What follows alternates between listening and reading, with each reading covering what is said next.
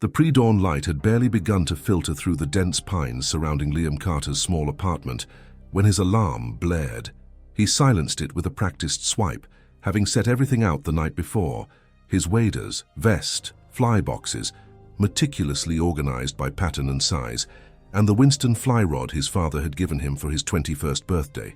Outside, the early June Montana air carried a subtle chill, perfect conditions for the salmon fly hatch on the Gallatin River. At 22, Liam had the lean, weathered look of someone who spent more time outdoors than in. 3 years at Montana State University studying environmental science had only deepened his connection to the wild places surrounding Bozeman. His sandy brown hair was perpetually sun-bleached in summer, and a scattering of freckles crossed his nose and cheeks, despite his attempts to remember sunscreen. He loaded his gear into his 2011 Toyota Tacoma, the blue paint chipped and faded from years of mountain roads. The truck had been his high school graduation present, practical and reliable for Montana's demanding terrain and weather. Liam checked his phone. 4:47 a.m. Perfect. He'd be on the water by sunrise, ahead of any weekend crowds that might descend, on the popular fishing spot. As he drove south on Highway 191, Liam rolled down his window despite the morning chill. He breathed deeply, taking in the scent of pine and the earthy aroma of the forest floor, still damp from an overnight rain shower. The forecast promised clear skies and temperatures in the mid-70s, ideal for both fishing and bears emerging from higher elevations in search of food. Liam was no stranger to bear country. Growing up in Montana had instilled a healthy respect for wildlife, particularly the apex predators that roamed the greater Yellowstone ecosystem. He kept bear spray accessible in a holster on his fishing vest and knew the standard precautions: make noise, travel in groups when possible, avoid fishing at dawn or dusk when bears were most active. Today, however, he was alone, and his excitement about the salmon fly hatch outweighed his usual caution. The gravel parking area where Liam pulled in was empty, save for a Forest Service truck, likely belonging to an early rising ranger.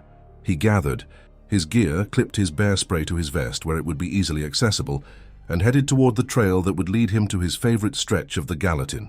The river was running high with late spring runoff, its surface glassy in the deeper pools and white with foam in the rapids. Liam had been fishing this stretch of the Gallatin since he was 14, when his father first taught him the graceful arc of a fly cast. The river had a special significance for him, representing both his connection to his family and his love for Montana's wild places. His father had moved to Arizona 2 years ago after his parents' divorce, making these fishing trips a solitary pursuit rather than the shared experience they once were. As he walked, Liam made noise by talking to himself, occasionally singing snatches of whatever classic rock song was stuck in his head. Today, it was Creedence Clearwater Revival's Fortunate Son. Most wildlife preferred to avoid humans, and announcing his presence usually prevented surprise encounters. The trail followed the river for about a quarter mile before descending to a wide, flat area where the current slowed and deepened, creating perfect holding water for the river's substantial brown and rainbow trout population. The sun had just crested the eastern ridgeline when Liam's boots first touched the water. He paused to tie on a salmon fly pattern, a large, orange-bodied dry fly meant to imitate the massive insects that hatched this time of year. The salmon fly hatch was legendary among Montana anglers, a brief window when even the largest, most cautious trout would rise recklessly to the surface to feast on the protein-rich insects. For the first 2 hours, Liam worked methodically upstream, casting to promising pockets and seams in the current. He landed several respectable brown trout, including a fat 18-incher that put a significant bend in his rod before he managed to net it. Each fish was carefully returned to the water after a quick admiration. Liam practiced catch and release religiously, believing in conserving the resource for future generations. By mid-morning, the fishing had slowed as the sun climbed higher. Liam decided to venture further upstream to a stretch he rarely visited, a more secluded area that required crossing to the opposite bank and hiking through denser woodland. The extra effort often meant fewer anglers and less pressured fish. After crossing at a shallow riffle, Liam followed a faint game trail through the undergrowth. The forest was lush with summer growth, and he had to push through occasional thickets of serviceberry and chokecherry bushes.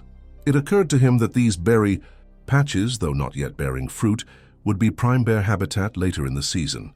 He made a little extra noise as he hiked, slapping his rod against his leg and clearing his throat periodically. The trail wound through a stand of mature cottonwoods before opening to reveal a pristine stretch of river. The water here moved slower, cutting deeply against an undercut bank before spreading into a wide, gravelly bar on the opposite shore. It was perfect trout water, and Liam felt a surge of anticipation as he approached the river's edge. It wasn't until he was within 20 yards of the water that a subtle wrongness penetrated his fishing-focused mind. There was a smell, not the clean mineral scent of the river or the green aroma of streamside vegetation, but something pungent and sickly sweet. And there were flies, more than would be expected even during a hatch, buzzing in concentrated clouds near the undercut bank. Liam slowed his approach, suddenly alert. The hair on the back of his neck stood up as he registered what he was seeing. Partially hidden in the shallow water against the undercut bank was the carcass of an elk. The animal appeared to have been dead for several days, its body bloated, and beginning to decompose in the late spring warmth. More alarmingly, there were clear signs that something had been feeding on it. Large chunks of meat had been torn away, and the rib cage was partially exposed. His first thought was to retreat immediately. Finding a carcass in bear country was a red flag, particularly one showing signs of predator activity. But before he could back away, he noticed movement on the far bank, partially obscured by a screen of willows. The grizzly emerged into full view with startling suddenness, its massive form materializing from the greenery like an apparition. It was enormous, easily 600 pounds, with the distinctive shoulder hump and dish-shaped face that identified it as Ursus arctos horribilis, the North American brown bear. Its fur was a mix of brown and silver-tipped guard hairs that gleamed in the late morning sunlight. Liam froze. His mind raced through everything he'd been taught about bear encounters. Don't run, don't make eye contact. Back away slowly. But the grizzly had already seen him, its small eyes fixed on the human intruder with unnerving intelligence. The bear rose onto its hind legs, towering nearly 8 feet tall as it tested the air with its sensitive nose. For a moment that seemed to stretch into eternity, Liam and the grizzly regarded each other across the water. Liam's hand moved slowly toward the bear spray on his vest, his fingers closing around the canister. The bear dropped back to all fours and began pacing along the bank, its head swinging from side to side in agitation. Liam began backing away, keeping his movements slow and deliberate. "Hey, bear," he said in a calm, firm voice. "I'm just leaving now. This is your space. I don't want any trouble." The continuation of human speech sometimes helped in bear encounters, establishing presence without threatening. Liam maintained a steady monologue as he retreated. "Just moving away now, bear. No threat here. Just going back the way I came." He had put perhaps 15 yards between himself and the river's edge when the grizzly made its decision. With shocking speed for an animal so large, it plunged into the river, powerful legs propelling it through the current that would have swept a human away effortlessly. Liam's retreat became less measured. He turned to move more quickly through the trees, still not running outright but abandoning the slow backward steps for a faster walking pace. Behind him, he heard the splash of the bear exiting the water on his side of the river. Glancing over his shoulder was his mistake. The momentary shift in attention caused him to miss a fallen log, and his left boot caught beneath it. Liam pitched forward, his fly rod clattering away and his bear spray dislodging from its holster. He scrambled to his hands and knees, lunging for the bear spray. But it had rolled several feet away into a depression filled with last autumn's leaves. The bear was closing the distance with alarming speed. Liam abandoned the search for the spray canister and regained his footing, but it was too late. The grizzly was less than 20 yards away and charging with the full commitment of an animal defending a food source. In those last seconds, a strange clarity descended over Liam. He noticed individual sunbeams penetrating the forest canopy, illuminating dust motes and pollen in golden shafts of light. He registered the varied greens of the foliage, the rough texture of the pine bark near his head, the cool dampness of the forest floor reaching through his wader boots, and he saw the bear's eyes, small, dark, and utterly wild, belonging to a consciousness so alien to human understanding that no real communication was possible. The impact when it came was like being hit by a truck. 600 pounds of muscle and bone and fur slammed into Liam's chest, knocking him flat on his back and driving the air from his lungs in an explosive gasp. The bear's breath was hot against his face, reeking of carrion from its interrupted meal. Yellowed teeth the length of his fingers snapped inches from his throat. Acting on instinct, Liam curled into a protective ball, covering his neck with his hands and pressing his face against the forest floor. He felt the bear's claws rake across his back, shredding his fishing vest and the moisture-wicking shirt beneath. There was pressure immense and irresistible as the bear's weight shifted onto him. Then came the pain. The grizzly's jaws closed around his right hand, teeth puncturing through skin and muscle with horrifying ease. Liam screamed then, the sound tearing from his throat, unbidden and primal. The bear responded by shaking its massive head, treating Liam's hand as it would a salmon plucked from the river. He felt bones crack, tendons tear, and a wet, grinding sensation that his mind refused to process. For what seemed like hours but was likely less than a minute, the bear continued its attack, focusing primarily on Liam's hand and arm. Each time the jaws closed or the claws raked, new waves of agony washed through him. At some point, Liam became aware of a wetness spreading beneath him, blood soaking into the forest duff, his blood leaving him with each thunderous heartbeat. Then, as suddenly as it had begun, the attack stopped. The massive weight lifted from Liam's body. Through a haze of pain and fear, he heard the bear's breathing, heavy and regular, and the crack of twigs as it shifted its weight. Liam remained motionless, eyes tightly closed, curled in his protective ball despite the screaming pain from his mangled hand. Minutes passed. Liam counted his own ragged breaths, reaching 20, then 50, then 100. Finally, he risked opening one eye a fraction. The bear had moved away, its attention drawn back to the elk carcass in the river. It stood in the shallows, massive head lowered to tear at the decaying flesh, seemingly having lost interest in the human intruder. Moving with infinite caution, ignoring the waves of pain and nausea, Liam began to inch away from the bear and toward the trail that would lead him back to his truck. Each movement was an exercise in silent agony.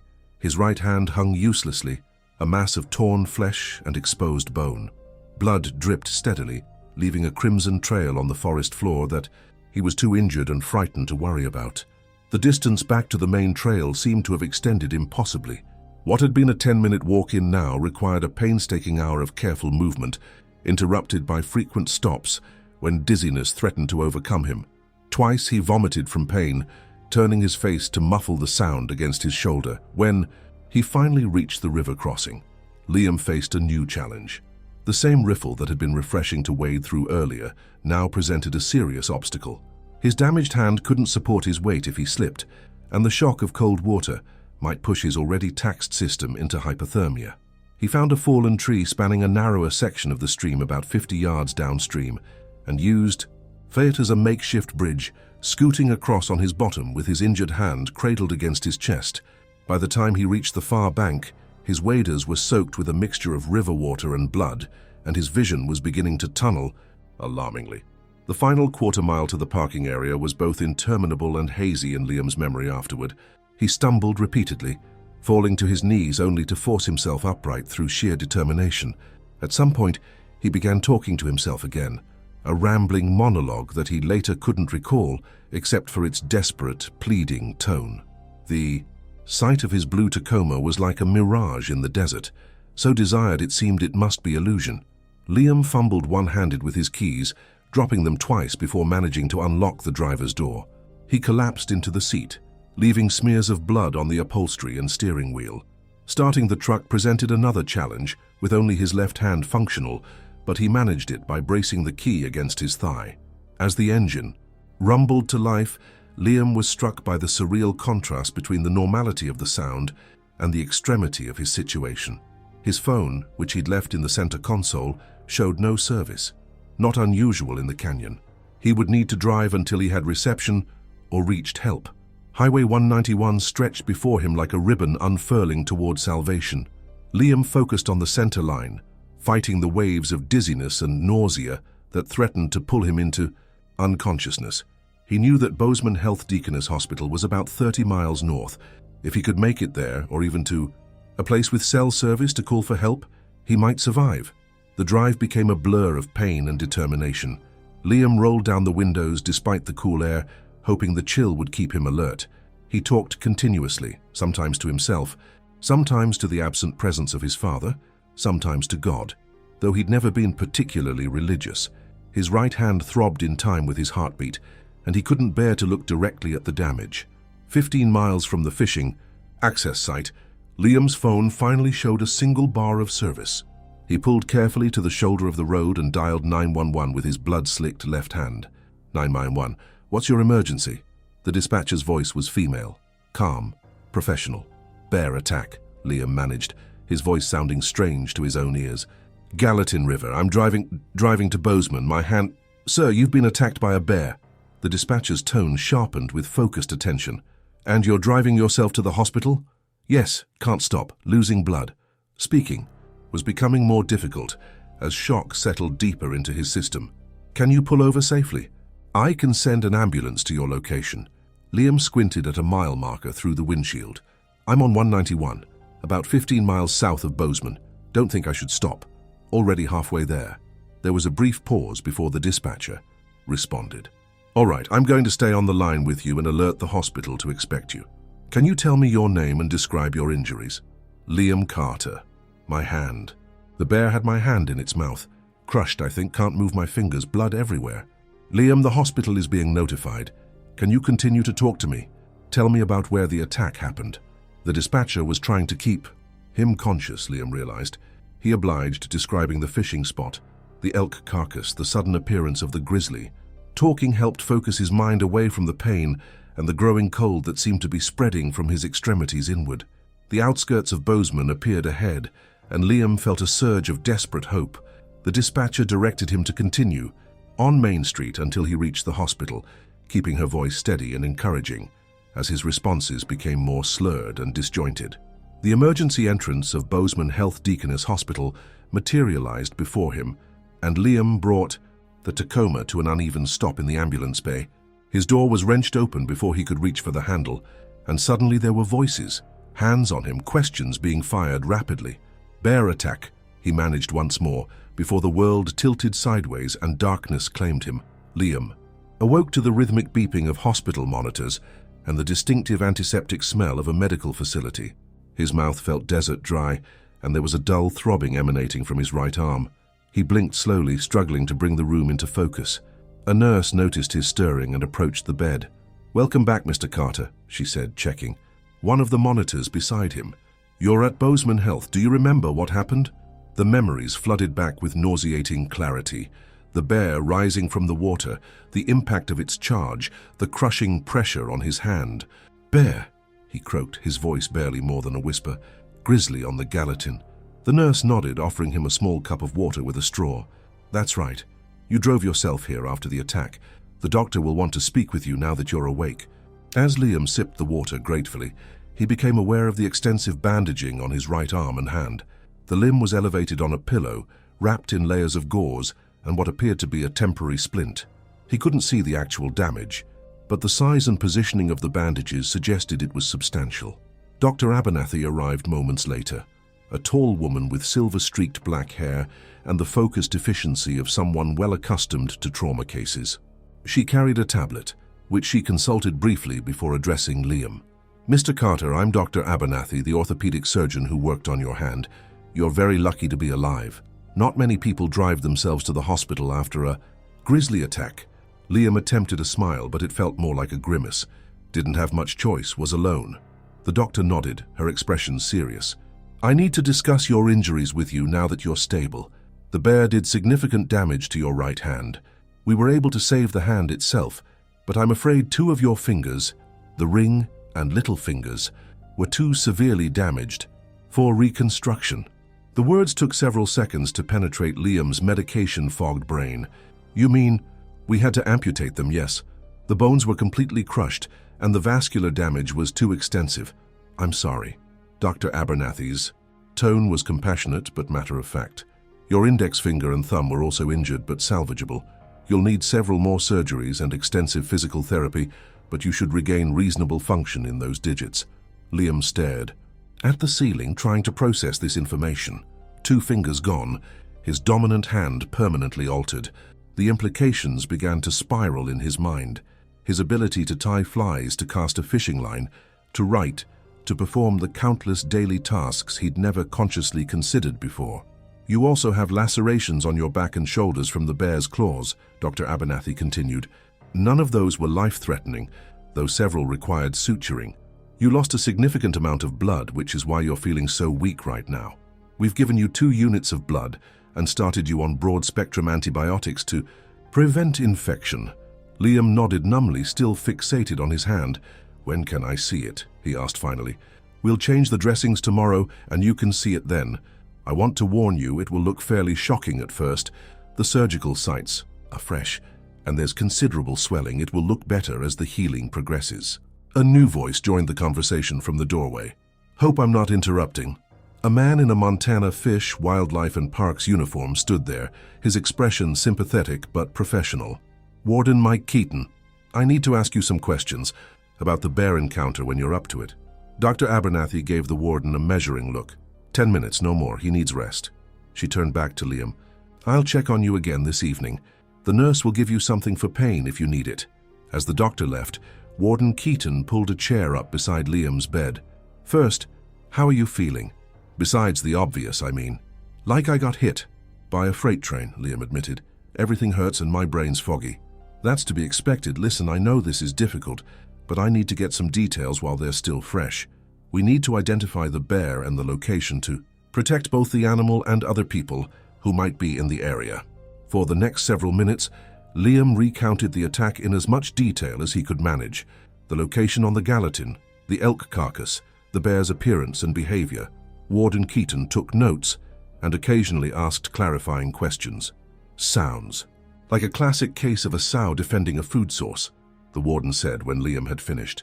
From your description of the size and coloration, we probably know which bear it is. There's a female grizzly with distinctive silver-tipped fur that's been tagged and monitored in that area for several years. What will happen to her?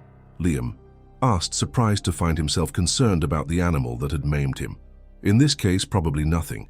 She was defending a food source in her natural habitat, not seeking out human contact or showing predatory behavior toward you. We'll post warnings at the access points to that stretch of river for the next few weeks, but the bear was just being a bear. There was something oddly comforting in the warden's matter-of-fact assessment. The bear wasn't malicious or evil. It was simply a wild animal responding to a perceived threat to its resources. The attack hadn't been personal, just a violent intersection of 2 different worlds. I should have been more careful, Liam said, the words emerging as both confession and realization. I knew better than to approach a carcass in bear country. Warden Keaton nodded. Hindsight's always clearer. For what it's worth, you did most things right. Carrying bear spray, making noise. Sometimes encounters happen despite precautions. He stood, tucking his notebook into a pocket. Get some rest.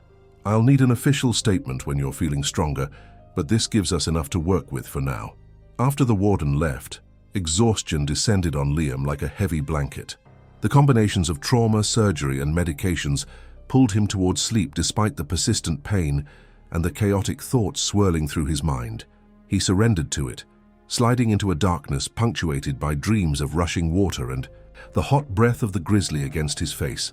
The next 24 hours passed in a blur of medical procedures, pain management, and brief periods of lucidity. Liam's parents arrived separately, his mother from her home in Missoula, his father having caught the first flight from Phoenix. Their divorce 3 years earlier had been amicable but final, and they maintained a careful distance from each other even as they took turns sitting at their son's bedside. Meredith Carter, a high school English teacher with Liam's same sandy hair and a perpetually worried expression, fussed over him constantly, adjusting his pillows and questioning the nurses about every medication and vital sign. James Carter, more weathered than when Liam had last seen him, maintained a stoic presence, his emotions visible only in the tightness around his eyes and the way he continuously twisted his Montana State University class ring, a habit from his own college days. On the morning of his 2nd day in the hospital, Dr. Abernathy arrived to change the dressings on Liam's hand. His parents stood on either side of the bed, his mother clutching his uninjured left hand, his father maintaining a supportive hand on his shoulder. Ready? The doctor asked, her gloved hands poised above the bandages. Liam nodded, steeling himself for what he would see. The removal of the gauze was uncomfortable, but not painful due to the medications coursing through his system. Layer by layer, the protective coverings were unwound, revealing a hand that Liam barely recognized as his own. The outer two fingers were simply gone, the surgical sites covered with neat rows of sutures, where the digits had been amputated at the metacarpophalangeal joints, essentially at the base of the fingers where they joined the hand. His middle finger was intact, but heavily bruised, with a temporary pin protruding from the top knuckle. His index finger and thumb were swollen to nearly twice their normal size, but structurally present. The overall effect was shocking, a hand that looked both familiar and fundamentally alien at the same time. Liam stared at it, unable to form words. Beside him, his mother made a small, choked sound, and his father's grip on his shoulder tightened almost painfully. "The sutures look good," Dr. Abernathy commented professionally, gently probing the surgical sites. "No signs of infection so far. Can you try to move your thumb for me? Just a small movement." Liam concentrated, sending the mental command to his thumb. It responded sluggishly, lifting perhaps a quarter of an inch before pain shot up his arm. "Excellent," the doctor said. "That's very promising. The median nerve is functioning, which gives us hope for good recovery of the remaining digits." She continued her examination, explaining each step and finding as she worked. The surgical team had repaired several tendons, set fractured bones in the remaining fingers, and cleaned debris from the wound sites before closing. The bear's teeth had left distinctive puncture marks across his palm and the back of his hand, each now carefully sutured. "You'll need to see a hand specialist for follow-up," Dr. Abernathy explained as she applied fresh dressings. "We're fortunate to have an excellent one here in Bozeman. The rehabilitative process will be lengthy, but you're young and otherwise healthy, which works in your favor." Liam found his voice at last. "Will I? What will I be able to do with it?" The doctor considered her response carefully. "You'll regain function in your thumb and index finger, which means you'll be able to grasp objects and perform many daily activities. The middle finger will likely have some stiffness and reduced range of motion. You'll need to learn some adaptive techniques, but most people with similar injuries adjust remarkably well over time." It wasn't the complete reassurance Liam had hoped for, but it was honest. He appreciated that Dr. Abernathy didn't offer false promises. Later that day, a local reporter from the Bozeman Daily Chronicle called the hospital room. His mother had initially refused to pass the phone to Liam, but he had insisted, feeling a strange compulsion to share his story. "I understand you survived a grisly attack on the Gallatin," the reporter began, her voice both sympathetic and eager for details. "Would you be willing to tell me what happened?" Liam recounted the experience for what felt like the dozenth time, the narrative already settling into a structure that made the chaotic terror of the moment more manageable in retrospect. The reporter asked thoughtful questions about his outdoor experience, his knowledge of bear safety, and the medical prognosis for his hand. "This will likely be in tomorrow's paper," she told him at the conclusion of the interview. "Would you be comfortable if we sent a photographer to take a picture for the story?" Liam hesitated, glancing at his bandaged hand. "Not of my injury," he said finally, "but otherwise, yes." The story appeared the following day. "Local student survives grisly attack on Gallatin River." The photograph showed Liam in his hospital bed, looking pale but determined, his bandaged right hand discreetly covered by a blanket. The article was factual and included quotes from both Liam and Warden Keaton, emphasizing the importance of bear awareness in Montana's backcountry. A smaller sidebar offered tips on bear safety for recreationists. By the next day, the story had been replaced on the front page by a town council dispute about a proposed development. Liam's traumatic encounter already fading from public attention. Liam was released from the hospital 4 days after the attack, his hand still heavily bandaged and his back bearing rows of sutures beneath his loose t-shirt.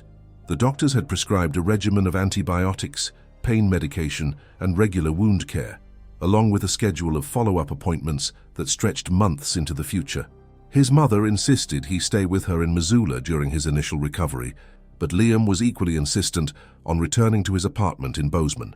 "My physical therapy will be here," he argued, "and I need to figure out how to manage on my own eventually." The compromise was that his father would stay for 2 weeks in Bozeman to help him adjust. James Carter took a leave of absence from his job as a civil engineer to sleep on his son's uncomfortable futon couch and drive him to medical appointments. The arrangement was both comforting and occasionally awkward, reconstructing a closeness that had been attenuated by distance and divorce. The first week passed in a haze of pain medication and sleep interrupted by nightmares. In the dreams, the bear was always present, sometimes charging again and again in endless loops, sometimes simply watching Liam with those small dark eyes that contained no malice, but no mercy either. Physically, Liam's recovery progressed gradually.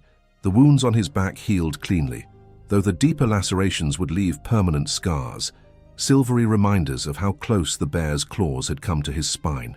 His hand remained the primary concern, with pain that fluctuated from dull throbbing to sharp electric jolts, depending on his activity and medication schedule. Dr. Sorensen, the hand specialist, was a compact man with unexpectedly large hands of his own, which he used with gentle precision during examinations. At Liam's 2-week follow-up, he removed the pin from the middle finger and replaced the temporary splint with a more customized one that immobilized the healing digits while allowing limited use of the wrist. The tissue healing is right on schedule, Dr. Sorensen noted, studying the surgical sites. No signs of infection, which is excellent considering the nature of the injury. Bear mouths harbor a remarkable collection of bacteria. Liam grimaced at the reminder. When can I start trying to use it? We'll begin gentle range of motion exercises for the thumb next week. The other fingers will need to remain immobilized a bit longer to allow the bone fragments to stabilize. The doctor made notes in Liam's chart. I've put in a referral to occupational therapy.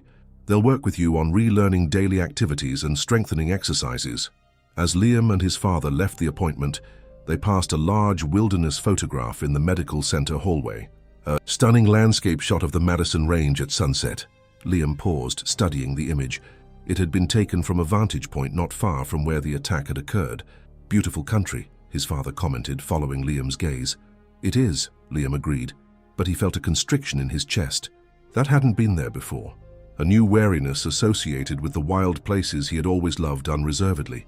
You'll go back out there, his father said, as if reading his thoughts. When you're ready. Liam wasn't so sure, but he nodded anyway. The next day, Liam received a visit from 2 representatives of the Montana Department of Fish, Wildlife, and Parks, Warden Keaton, whom he remembered from the hospital, and a wildlife biologist named Dr. Elena Reyes. They had come to take his official statement about the attack and to provide information about the bear involved. We've identified the grizzly from your description and the location details, Dr. Reyes explained, showing Liam a photograph of a large female bear with distinctive silver-tipped fur. This is F.47, a 12-year-old female we've been tracking since she was a subadult. She's had 3 sets of cubs successfully reach independence. Liam studied the photograph, a helicopter shot showing the bear walking along a ridgetop. It was surreal to see the animal in this detached scientific context, rather than as the overwhelming force of nature that had nearly killed him. Is she still in the area where I was fishing? He asked. Warden Keaton nodded. She remained with the elk carcass for approximately 48 hours after your encounter, then moved higher into the drainage. Her GPS collar shows she's currently about 5 miles upstream from where the attack occurred, well away from the main fishing access points. Dostis, we've posted warning signs at the river access and trailheads, Dr. Reyes added. The incident has been recorded in our database of bear-human interactions, but no action will be taken against F.47. Based on your account, this was defensive behavior around a food source, not predatory aggression. Liam found himself relieved by this news. Despite what the bear had done to him, he didn't want it destroyed. Montana's grizzly population, while recovering, remained vulnerable, each breeding female important to the species' future in the greater Yellowstone ecosystem. We'd like to include your experience in our educational materials, if you're willing, Dr. Reyes continued. Firsthand, accounts are powerful tools for teaching people about bear safety. Of course, Liam agreed, if it helps prevent someone else from going through this. After taking his detailed statement, the wildlife officials presented Liam with a folder containing information about grizzly bears, research papers on bear, behavior and resources for survivors of wildlife attacks. The gesture struck Liam as simultaneously thoughtful and oddly inadequate, as if academic understanding could somehow bridge the gulf between intellectual knowledge about bears and the visceral experience of being attacked by one. That evening, after his father had gone to bed, Liam sat alone at his small kitchen table, examining his injured hand in the harsh overhead light. The swelling had decreased somewhat, making the absence of his 2 outer fingers more starkly apparent. He attempted to make a fist, watching as his thumb and index finger curled inward while the still immobilized middle finger remained rigid. The negative space where his ring and little fingers should have been seemed to vibrate with phantom sensation, a phenomenon the doctors had warned him to expect. For the first time since the attack, Liam allowed himself to cry, silent tears, tracking down his face as he confronted the permanence of his loss. It wasn't just the physical alteration, but the way the attack had changed his relationship with the natural world, transforming places of joy and solace into potential sources of threat. The bear had taken more than his fingers. It had taken his unquestioning comfort in the wilderness. His father returned to Phoenix the following week, extracting a promise from Liam to call daily and to accept his mother's planned visits every other weekend. Left alone in his apartment, Liam faced the challenge of adapting to daily activities with his injured hand. Simple tasks became complicated puzzles, opening jars, typing messages, buttoning shirts, tying shoelaces. His dominant hand was now effectively reduced to a pincer grip between thumb and index finger, with the middle finger providing minimal additional support as it healed. Occupational therapy sessions 3 times weekly became the focal points of Liam's schedule. His therapist, Shannon, was a practical woman in her 40s, with an unflappable demeanor and an apparently bottomless supply of adaptive devices and exercises. "The brain is remarkably plastic," she explained during their first session, watching as Liam struggled to pick up marbles from a tabletop. "You'll create new neural pathways and develop compensatory techniques. Many people with hand amputations regain close to normal function in their daily activities." Liam doubted this optimistic assessment, but committed to the exercises and homework Shannon assigned. Gradually, clumsiness gave way to competence as he learned to rely more on his remaining digits and to position objects against the side of his hand where his fingers once were. June turned to July, and the surgical wounds healed enough for Liam to begin more intensive therapy. He progressed from picking up marbles to practicing with buttons, zippers, and writing implements. Shannon introduced exercises to prevent the key formation of restrictive scar tissue and to maintain flexibility in the remaining joints. "Have you thought about returning to school?" she asked during one session, as Liam successfully managed to tie his shoe unassisted for the first time since the attack. He hadn't, actually. His senior year at Montana State was scheduled to begin in late August, but the idea of navigating campus, taking notes, and managing coursework with his injury seemed overwhelming. "Not sure I'm ready," he admitted. "They can provide accommodations," Shannon pointed out. "Note-takers, extended time for exams, voice-to-text software. Might be good to have something to focus on besides your recovery." Liam promised to consider it, but his thoughts were increasingly turning toward his Uncle Robert's offer. His mother's brother owned Carter's Hardware in Belgrade, just outside Bozeman, and had mentioned that he could use help managing inventory and customer service. "Nothing too physically demanding," Uncle Robert had said during a phone call. "And we can work around your therapy schedule." The idea of working in the family business hadn't appealed to Liam before the attack. His environmental science degree was meant to be a stepping stone to a career in conservation or resource management, preferably in the field. Now the controlled environment of a hardware store, predictable, enclosed, safe, held a new attraction. July's heat gave way to August's mellower warmth, and Liam made his decision. He would take a year off from school, work at his uncle's hardware store, and focus on his recovery. Montana State University was understanding, placing his enrollment on medical deferment and assuring him that his scholarships would be held for the following year. His first day at Carter's Hardware coincided with his final occupational therapy assessment. Shannon pronounced herself satisfied with his progress, transitioning him to a home exercise program with monthly check-ins. "You've done remarkably well," she told him, watching as he demonstrated his ability to manipulate various tools and objects. "Many patients take much longer to achieve this level of function." Liam appreciated the encouragement, but remained acutely aware of his limitations. His hand tired quickly with extended use, and certain movements, particularly those requiring strength in a power grip, remained difficult or impossible.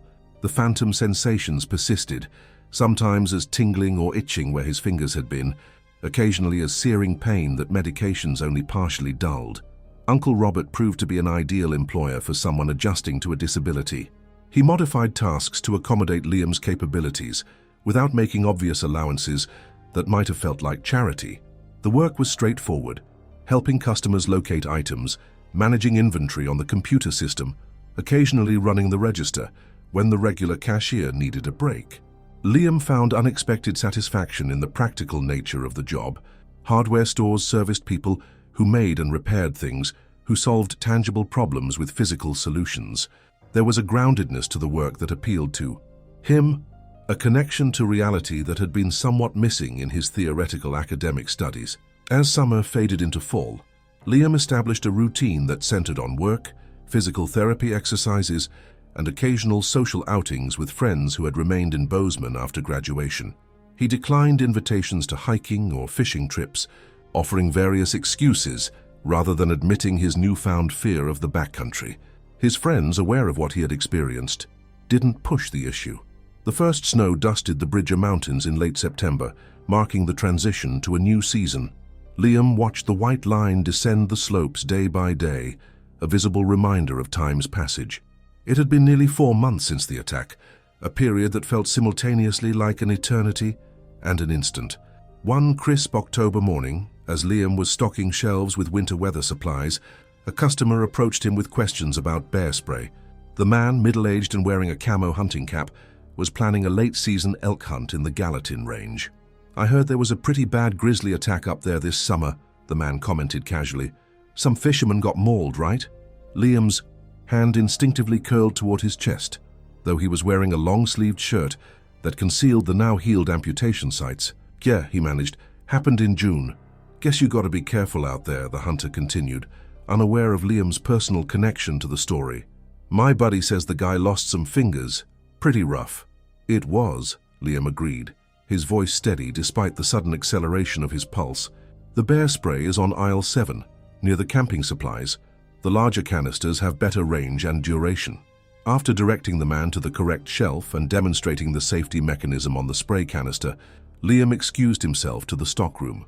He leaned against a stack of boxes, breathing deeply until the constriction in his chest eased.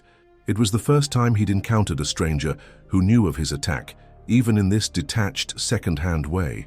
Something about the casual mention, "the guy lost some fingers," reduced his life-altering trauma to an anecdote, a cautionary tale to be shared among outdoorsmen. That evening, Liam sat at his computer, staring at the Montana Fish, Wildlife and Parks website. Almost without conscious decision, he navigated to the section on living in bear country. The page featured safety tips, statistical information about bear populations, and links to recent research. Among the resources was a form for reporting bear sightings and encounters. Liam clicked on it, and a simple interface appeared, requesting date, location, type of bear, and a description of the interaction. There was an option to upload photos if available. His cursor hovered over the form fields as he considered what he would write. How could he possibly distill what had happened into the sterile categories provided? In the end, he closed the browser without submitting anything. His encounter was already in the official records through Warden Keaton's report. Adding his personal account to a database that would be reduced to a data point, one more dot on a map of bear-human interactions, seemed pointless. As October deepened and the tourist season wound down, business at the hardware store slowed to a steady trickle of local customers preparing for winter. Liam found himself with more time to think during quiet afternoons, his mind repeatedly returning to the river and the bear. Dr. Sorensen had encouraged him to consider reconstruction options during his 6-month follow-up appointment. "Prosthetic fingers have come a long way," the specialist explained, showing Liam photographs of silicone digits that matched skin tone and texture with remarkable accuracy. "They're primarily cosmetic, but many patients find them helpful for psychological adjustment and in social situations." Liam was ambivalent about the idea. The prosthetics seemed like a concession to others' discomfort rather than a functional solution. His hand worked well enough now for most daily tasks, and he had grown accustomed to its altered appearance. The real trauma wasn't visible on the surface of his skin, but existed in his memory and in his changed relationship with the natural world he had once moved through so confidently. Thanksgiving arrived with a fresh blanket of snow and a gathering of Liam's extended family at his mother's home in Missoula. Aunts, uncles, and cousins who hadn't seen him since before the attack tried valiantly to focus on topics other than his injury, creating an atmosphere of strained normalcy that was almost more uncomfortable than direct questions would have been. His cousin Michael, a teenager with less social awareness than the adults, finally broke the implicit silence during dinner. "Does it hurt?" he asked bluntly, pointing at Liam's right hand. "Can I see it?" A hush fell over the table before Liam's aunt began to scold Michael for his insensitivity. Liam interrupted her. "It's okay," he said, extending his hand across the table for his cousin to examine. "It doesn't hurt much anymore, except sometimes I feel like the missing fingers are itching, which is weird because they're not there." Michael studied the hand with fascination rather than revulsion. "That's called phantom limb syndrome, right? We learned about it in biology class." He looked up at Liam with genuine curiosity. "Was the bear huge? Did you think you were going to die?" "Michael!" his mother exclaimed, mortified. But Liam found himself smiling genuinely for the first time in hours. "Yeah, it was huge, and yeah, I definitely thought I might die." The straightforward questions were refreshing after months of careful avoidance from well-meaning adults. For the remainder of the evening, Liam found himself surrounded by younger cousins, answering their unfiltered questions about the attack, his hospital stay, and his recovery. Their curiosity was without pity, their reactions honest. When he described the bear's charge, they gasped appropriately. When he explained how he'd driven himself to the hospital, they declared him hardcore. By the time dessert was served, Liam felt a subtle shift in the family dynamic. The story had been acknowledged, integrated into the collective understanding rather than treated as an uncomfortable secret. His injury was simply part of who he was now, not the defining characteristic, but one thread in the larger tapestry of his identity. The Christmas season brought increased business to the hardware store, with locals shopping for practical gifts and winter projects. Liam had mastered the inventory system and developed efficient techniques for tasks that had initially challenged his altered dexterity. Uncle Robert had begun including him in ordering decisions and had even mentioned the possibility of Liam taking on more managerial responsibilities in the coming year. It was during a busy Saturday shift in mid-December that Liam encountered Jason Miller, his former ecology professor from Montana State. The older man did a double take when he spotted Liam behind the counter. "Carter, I didn't expect to see you here. Thought you'd be finishing up your degree this year." Liam explained his medical leave and current employment, keeping the details brief as other customers waited in line. "Stop by my office sometime if you'd like," Professor Miller offered. "I'm still running the river ecology project. Could use your expertise, even if you're not enrolled at the moment." The invitation lingered in Liam's mind through the holiday rush and into the new year. Professor Miller's river ecology project had been one of Liam's favorite academic experiences. A long-term study of riparian health indicators along Montana's major waterways. The work involved regular sample collection and monitoring, much of it conducted from riverbanks, rather than on the water itself. In early January, during a particularly bitter cold snap that kept customers home and the store quiet, Liam made the decision to visit his former professor. The Montana State campus felt simultaneously familiar and foreign as he navigated the snow-covered walkways to the ecology department. Professor Miller's office was unchanged from Liam's student days, cluttered with scientific journals, specimen collections, and topographic maps of Montana's watersheds. The professor himself, a bearded man in his 60s, with the lean build of a lifelong outdoorsman, greeted Liam with genuine warmth. "Good to see you, Carter. Heard about what happened on the Gallatin. Nasty business." His eyes flickered briefly to Liam's right hand before returning to his face. "How's the recovery coming along?" They spent an hour discussing Liam's physical rehabilitation, his work at the hardware store, and the professor's ongoing research. Miller described recent findings suggesting correlations between riparian vegetation health and beaver activity on several tributary streams, exactly the kind of ecological relationship that had fascinated Liam during his studies. "We're short on field assistants for the spring sampling season," Miller mentioned as their conversation wound down. "Starts in April, runs through June. Nothing too demanding physically. Water quality testing, vegetation transects, invertebrate sampling. Mostly day trips, occasionally an overnight. Paid position, university research grant. Think about it." Liam's instinctive response was to decline immediately. The thought of returning to the rivers, particularly during spring when bears would be emerging from hibernation and potentially food-stressed, sent a cold spike of anxiety through him, but he found himself nodding instead. "I'll think about it. Send me the details." As winter's grip on Montana gradually loosened through February and March, Liam continued his routine at the hardware store while contemplating Professor Miller's offer. The position would allow him to apply his academic training, to contribute to meaningful research, and potentially to reconnect with the environmental science career path he had been pursuing before the attack. It would also require him to confront his fear, not just of bears specifically, but of the unpredictability of the natural world he had once embraced so wholeheartedly. During his regular sessions with Dr. Sorensen, now reduced to monthly check-ins, Liam mentioned the opportunity. "Sounds like excellent occupational therapy," the hand specialist commented. "Your physical recovery has plateaued at this point. You've regained about as much function as we can expect. But returning to activities you valued before the injury is an important psychological component of rehabilitation." "I'm not sure I'm ready," Liam admitted. Dr. Sorensen studied him thoughtfully. No one is ever fully ready to face a significant fear. At some point, it becomes a choice between allowing the fear to define your limitations or challenging those boundaries, even if the process is uncomfortable. The conversation stayed with Liam as he drove home through the early spring slush. He took a detour, heading south on Highway 191, until he reached the turnoff for the fishing access site where he had parked the previous June. He didn't exit the highway, merely slowed as he passed the gravel road leading to the river. Even this proximity caused his heart rate to accelerate, his palms to sweat against the steering wheel. But beneath the anxiety was something else. A pull, a sense of unfinished business with the place that had altered the course of his life so dramatically. That evening, Liam called Professor Miller and accepted the field assistant position with one condition: he would not work alone. The professor readily agreed, explaining that the university's safety protocols already required field teams of at least 2 people in bear country. April arrived with the mercurial weather typical of Montana spring, days of sunshine and warmth, interrupted by brief snowstorms and freezing nights. Liam began his training for the River Ecology Project, learning sampling protocols and familiarizing himself with the equipment.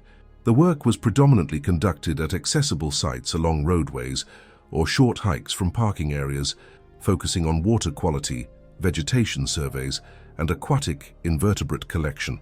His first full day in the field was scheduled for the second week of April, paired with a graduate student named Sophia Reyes, who was using the project data for her master's thesis. They were assigned to sample 3 sites along the Lower Madison River, a tributary of the Missouri, that flowed north from Yellowstone National Park through gentler terrain than the Gallatin.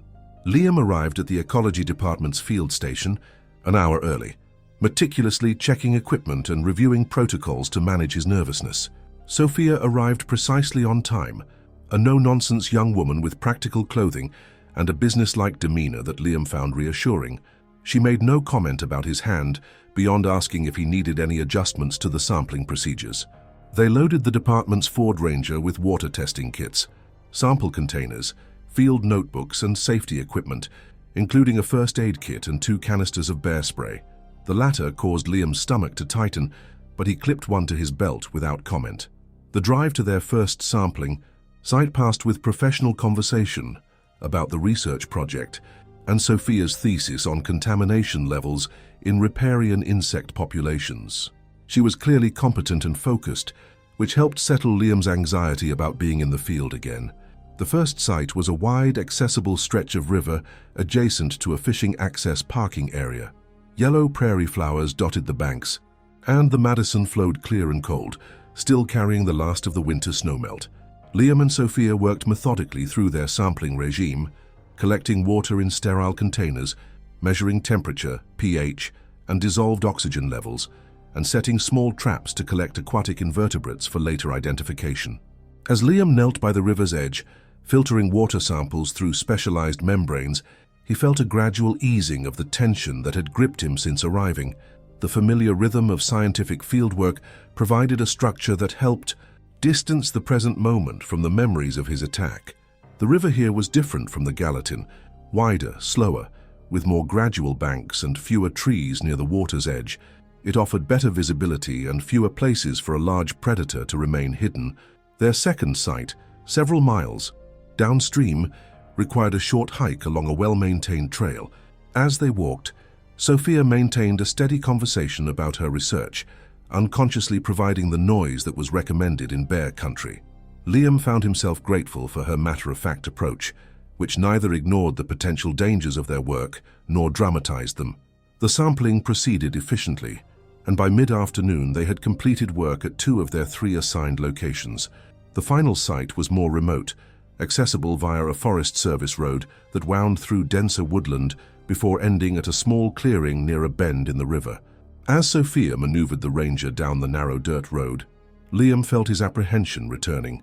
The increased tree cover and underbrush created precisely the kind of environment where a bear encounter was more likely. He found himself scanning the forest edge continuously, one hand resting near the bear spray on his belt.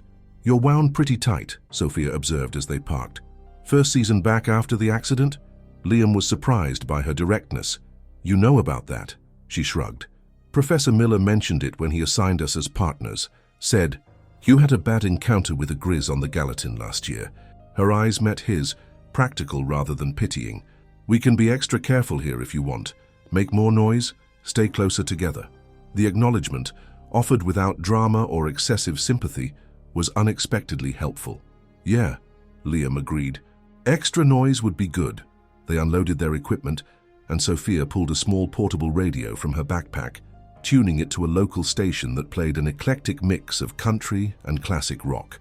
The music would alert any wildlife to their presence without requiring constant conversation. The final sampling site provided the most challenging work of the day. A steeper bank requiring careful footing, water samples collected from midstream using extended poles, and vegetation surveys conducted along transects that extended into denser woodland. Liam maintained hypervigilance throughout, but as the work progressed without incident, he found moments of genuine engagement with the scientific process that had once been his passion. By the time they loaded the last of the samples into the truck, the sun was beginning its descent toward the western mountains. Sophia checked items off her field list, while Liam secured the coolers containing water and invertebrate specimens. "Good work today," she said as they prepared to leave. "Your notes were thorough, and you handled the sampling equipment well, even with the—" She gestured vaguely toward his right hand. "Thanks," Liam replied, realizing that he felt a complex mixture of exhaustion, accomplishment, and relief. He had returned to the rivers, faced his fear if not conquered it, and completed meaningful work despite his physical limitations. During the drive back to the field station, Liam found himself looking at the landscape with something approaching his old appreciation. The fear hadn't disappeared. He suspected it never would entirely, but it had been contained, contextualized by the successful completion of the day's tasks. Over the following weeks, Liam settled into a routine of dividing his time between the hardware store and field research. Uncle Robert adjusted his schedule to accommodate the part-time research work, recognizing the importance of Liam.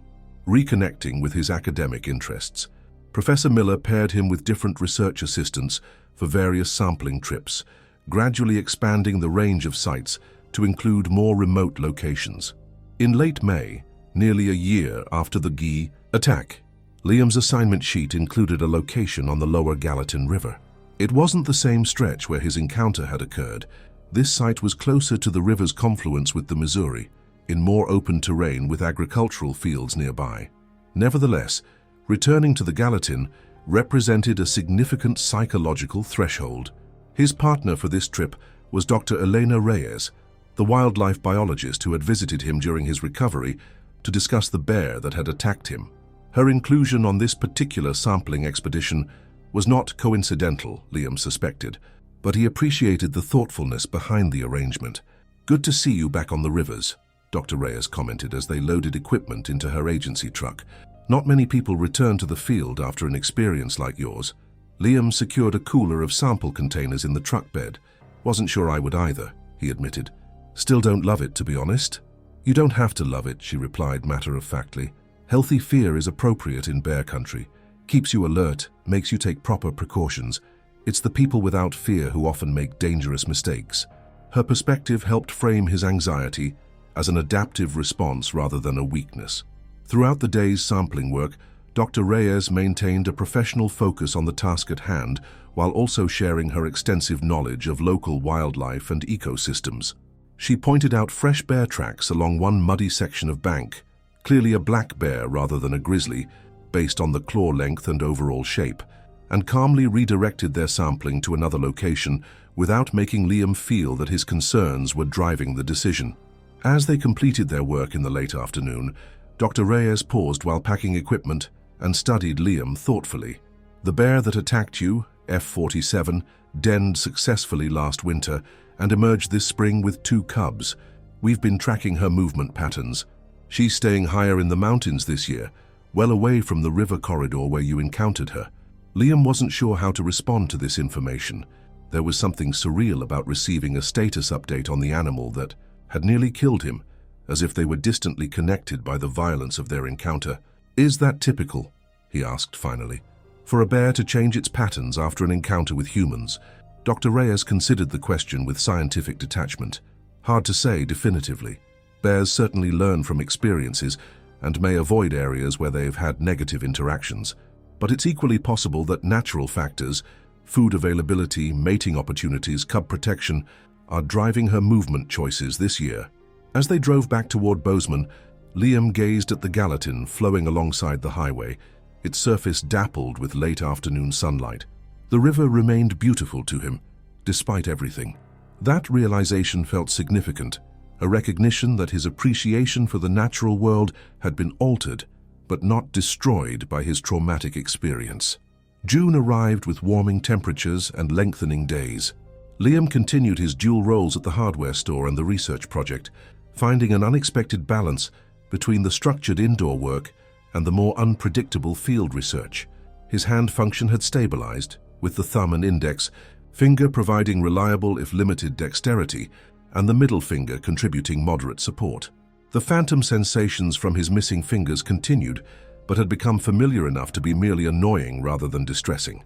In the 3rd week of June, precisely 1 year after the attack, Liam found himself with an unscheduled day off from both jobs.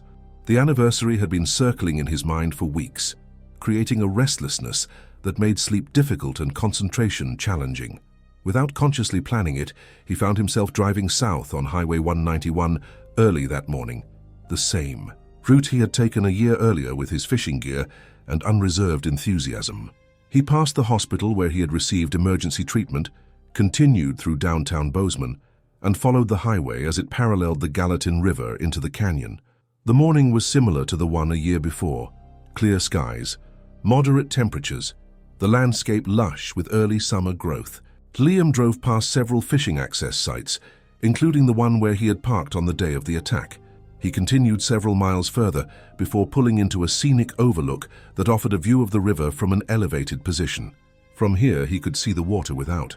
Being immediately beside it, close enough to reconnect with the place, distant enough to maintain a sense of security. He sat on the hood of his truck, watching the river flow. The Gallatin moved swiftly here, its surface alternating between glassy green pools and white-capped rapids. Fly fishermen dotted the accessible stretches, their silhouettes familiar and somehow poignant. A year ago he had been one of them, confident in his skills and his place in the natural order. Liam extended his right hand, turning it in the sunlight. The surgical scars had faded to thin white lines, and the overall shape of his hand had adjusted to the absence of the 2 outer fingers. It functioned differently now, but still functioned. Like his relationship with the wilderness, it had been irrevocably altered but not destroyed. Bozeman. He didn't stop at the specific fishing access site where his attack had occurred. That could be a step for another day, perhaps. Today was about acknowledging the anniversary, about being present with both his fear and his enduring connection to this place. As Liam merged back onto the highway, a flash of movement caught his eye. On a wooded slope about 100 yards from the road, a black bear emerged briefly from the cover of trees, paused to survey its surroundings, then disappeared, back into the forest. The sighting lasted only seconds, but it left Liam with a complex emotion that wasn't quite fear and wasn't quite joy, something closer to respect, perhaps, or recognition of a fundamental wildness that existed beyond human comprehension. The bear moved through its territory, following patterns established over millennia of evolution. Liam moved through his, forever altered by their brief, violent intersection. Both continued, carrying the marks of encounter in different ways. The bear in the wariness that all large predators develop toward humans. Liam, in the physical absence of two fingers and the more subtle reshaping of his relationship with the natural world. He would continue his work with Professor Miller's research team through the summer. He would gradually expand his comfort zones in the backcountry, always with appropriate precautions, always with a healthier respect for the potential dangers. He might even fish again someday, though perhaps not alone, and perhaps not on the specific stretch of the Gallatin where the attack had occurred. The local newspaper article about his attack was long forgotten by most who had read it, filed away in digital archives with thousands of other local interest stories. The Wildlife Agency's report was similarly just one data point in their ongoing monitoring of bear-human interactions. Only those closest to Liam, his family, his doctors, a few colleagues, fully understood the magnitude of what had happened and how it had changed him. For everyone else in Bozeman, he was just the young man with the unusual hand who worked at Carter's Hardware, occasionally helping customers find bear spray and offering particularly informed advice about its proper use. And in that ordinary life, Liam had found a way forward. Not a complete recovery or a return to who he had been before, but an adaptation, a reshaping of identity and purpose that acknowledged both his limitations and his resilience. As he drove north toward Bozeman, leaving the river behind, Liam felt the weight of the anniversary begin to lift. The attack would always be part of his story, but it was no longer the only story that mattered. He had survived, he had healed as much as possible, and he had found ways to maintain his connection to the places and work he valued. That was enough. Not perfect, but enough to build a life around.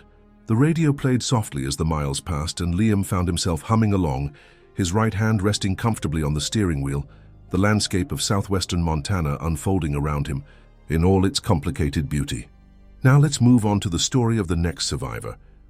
The morning air in Pisgah National Forest carried the crisp scent of pine and earth as Helen Briggs carefully arranged her camping gear inside her modest two-person tent.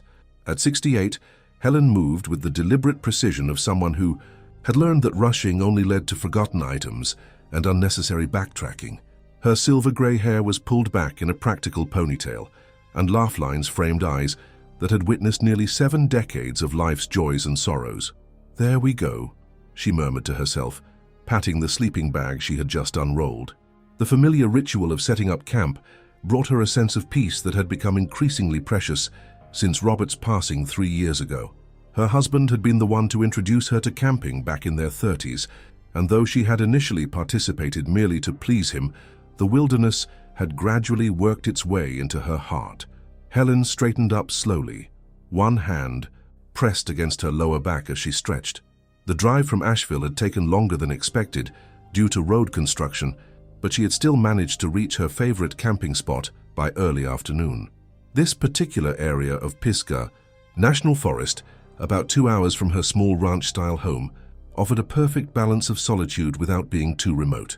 The campsite nestled in a small clearing, surrounded by towering hemlocks and Fraser firs, with a babbling creek just 50 yards away.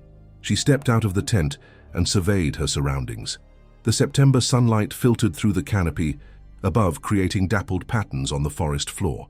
A gentle breeze rustled the leaves, and somewhere in the distance a woodpecker drummed rhythmically against a tree. Helen took a deep breath, filling her lungs with the clean mountain air. This was why she came here, to remind herself that the world was so much larger than the walls of her empty house.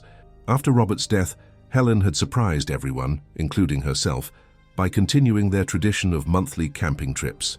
Her daughter, Melissa, had initially objected, concerned about her mother venturing into the wilderness alone at her age. But Helen had been stubborn, insisting that at 68 she wasn't exactly ancient, and that she'd been setting up tents and building campfires alongside Robert for over 3 decades. "I'm just as capable now as I was then," she had told Melissa firmly. "Maybe a bit slower, but I know what I'm doing." Melissa had eventually relented on the condition that Helen carry a satellite phone and check in each morning and evening. The device now sat securely in the side pocket of Helen's hiking pants, a concession to her daughter's worry that she didn't really mind making. It was nice, after all, to know that someone would miss her if something went wrong. Helen glanced at her watch. Just past 3 in the afternoon. She had plenty of daylight left to gather firewood and prepare dinner before sunset. She retrieved her water filter from her backpack and headed toward the creek to fill her bottles. The path was narrow but well-trodden, winding between trees and overexposed roots. Helen navigated it carefully, her hiking boots providing steady traction on the uneven ground. At the creek, she knelt slowly and dipped her water bottle into the clear, cold stream. As she pumped the filter, her mind wandered to the bridge game. She was missing back in Asheville. Her friends Diane, Margaret, and Susan would be gathered around Diane's dining room table right now, dealing cards and sharing the latest neighborhood gossip.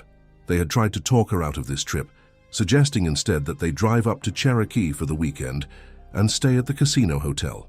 "We could play cards, have some nice meals, maybe do a little hours," with the old Nikon camera he'd treasured. With her water bottles filled, Helen made her way back to the campsite. She set about gathering fallen branches for her evening fire, placing them in a neat pile near the established fire ring. Years of experience had taught her to collect more wood than she thought she would need. September nights in the mountains could get surprisingly cold. As she worked, Helen noticed signs of wildlife around her campsite, deer tracks pressed into a patch of mud, the distant chatter of squirrels, and the fluttering of birds among the branches overhead. Pisgah National Forest was home to a diverse array of animals, including black bears, though Helen had rarely encountered them during her camping trips. Still, she was well versed in bear safety protocols. Her food was stored in a bear-resistant container, placed a good distance from her tent, and she carried bear spray attached to her belt, a habit Robert had insisted upon years ago. By the time she had a substantial pile of firewood, the afternoon was waning. Helen decided to take a short hike before preparing dinner. There was a lovely overlook about half a mile from her campsite that offered a spectacular view of the surrounding mountains. Robert had taken a beautiful photograph there once, capturing the layered blue ridges stretching to the horizon. A framed print of that image still hung in her living room back in Asheville. Helen paused at her tent to retrieve her walking stick, a sturdy piece of oak that Robert had carved for her on their 25th anniversary. The smooth wood spotted a flash of red among the green, a cardinal, its bright plumage standing out vividly against the foliage. She reached the overlook just as the sun was beginning its descent toward the western horizon. The view was every bit as magnificent as she remembered. Rolling mountains extending as far as the eye could see, their slopes clothed in the deep green of late summer foliage. In a few weeks, those same slopes would burst into the spectacular reds, oranges, and golds of autumn, a transformation that Helen and Robert had made a point of witnessing every year. Helen sat on a large flat rock at the edge of the overlook, stretching her legs out in front of her and taking a long drink from her water bottle. The exertion of the climb had warmed her despite the cooling air, and a light sheen of perspiration dampened her brow. She wiped it away with the back of her hand and settled in to enjoy the view, allowing her thoughts to drift. She thought about Melissa and her husband, David, and their 2 children, Emma, 16 and increasingly independent, and Jack, 12 and obsessed with soccer. They lived in Charlotte, a 2-hour drive from Asheville, close enough for regular visits but far enough that those visits required planning. Helen saw them once a month, usually when they came to her for Sunday dinner, a tradition that had continued. After Robert's death, her mind wandered to her bridge club friends, who had become an increasingly important part of her life in the past 3 years. They had rallied around her after Robert's funeral, bringing casseroles and company, insisting that she join them for dinners and movies and their weekly card games. Helen had resisted at first, preferring the solitude of grief, but they had persisted until she relented. Now she couldn't imagine her life without their steadfast friendship. As the sun dipped lower, casting long shadows across the landscape, Helen reluctantly gathered her things. It was time to head back to camp and prepare dinner before darkness fell. The return journey was easier, the path now leading downhill, though she was careful with her footing on the steep sections. By the time she reached her campsite, the forest was bathed in the golden light of late afternoon, the air noticeably cooler than when she had left. Helen set about building her campfire with practiced efficiency, arranging kindling in a careful, teepee structure and surrounding it with larger sticks. She struck a match and watched as the flame caught, slowly spreading to the dry pine needles and twigs. Once the fire was established, she added larger pieces of wood until a cheerful blaze crackled in the fire ring. Dinner was simple but satisfying, a dehydrated meal of beef stew that she rehydrated with hot water from her camp stove, supplemented. With a few carrot sticks and an apple she had brought from home, Helen sat in her folding camp chair, savoring the meal and watching as twilight descended upon the forest. The first stars appeared overhead, pinpricks of light in the deepening blue of the sky. After washing her dishes, with a minimal amount of water and storing them back in her pack, Helen secured all her food items, except for the forgotten granola bars, in the bear-resistant container and placed it a good 100 yards from her tent. She brushed her teeth at the edge of the clearing, spitting the toothpaste into a small hole she dug with the heel of her boot and covering it afterward. With her evening rituals complete, Helen retreated to her tent. She changed into her sleeping clothes, a pair of soft flannel pants and a long-sleeved thermal top, and settled into her sleeping bag. The air mattress beneath her provided a reasonable buffer against the hard ground, though it wasn't quite the same as her memory foam mattress at home. Helen switched on her headlamp and retrieved a paperback mystery novel from her pack, propping herself up to read for a while before sleep. Outside, the forest was transitioning to its nighttime symphony, the rhythmic chirping of crickets, the occasional hoot of an owl, the rustle of nocturnal creatures emerging from their daytime hiding places. Helen had grown accustomed to these sounds over the years, finding them more soothing than the distant traffic and neighbor noises of her suburban neighborhood. She read until her eyelids grew heavy, the day's activities catching up with her. Setting the book aside, she switched off her headlamp and settled deeper into her sleeping bag. Through the mesh window of her tent, she could see stars scattered across the night sky, so much more numerous and brilliant here than they were in Asheville. Helen watched them until sleep claimed her, drifting off to the gentle lullaby of the wilderness. She wasn't sure what time it was when she first awoke, only that the night was still deep and dark around her. Something had disrupted her sleep, a sound perhaps, or some subtle change in the atmosphere of the forest. Helen lay still, listening.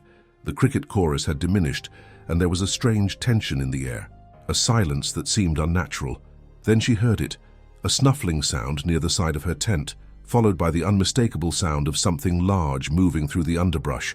Helen's heart rate accelerated immediately, a surge of adrenaline, dispelling any remnants of sleep. She knew what that sound meant.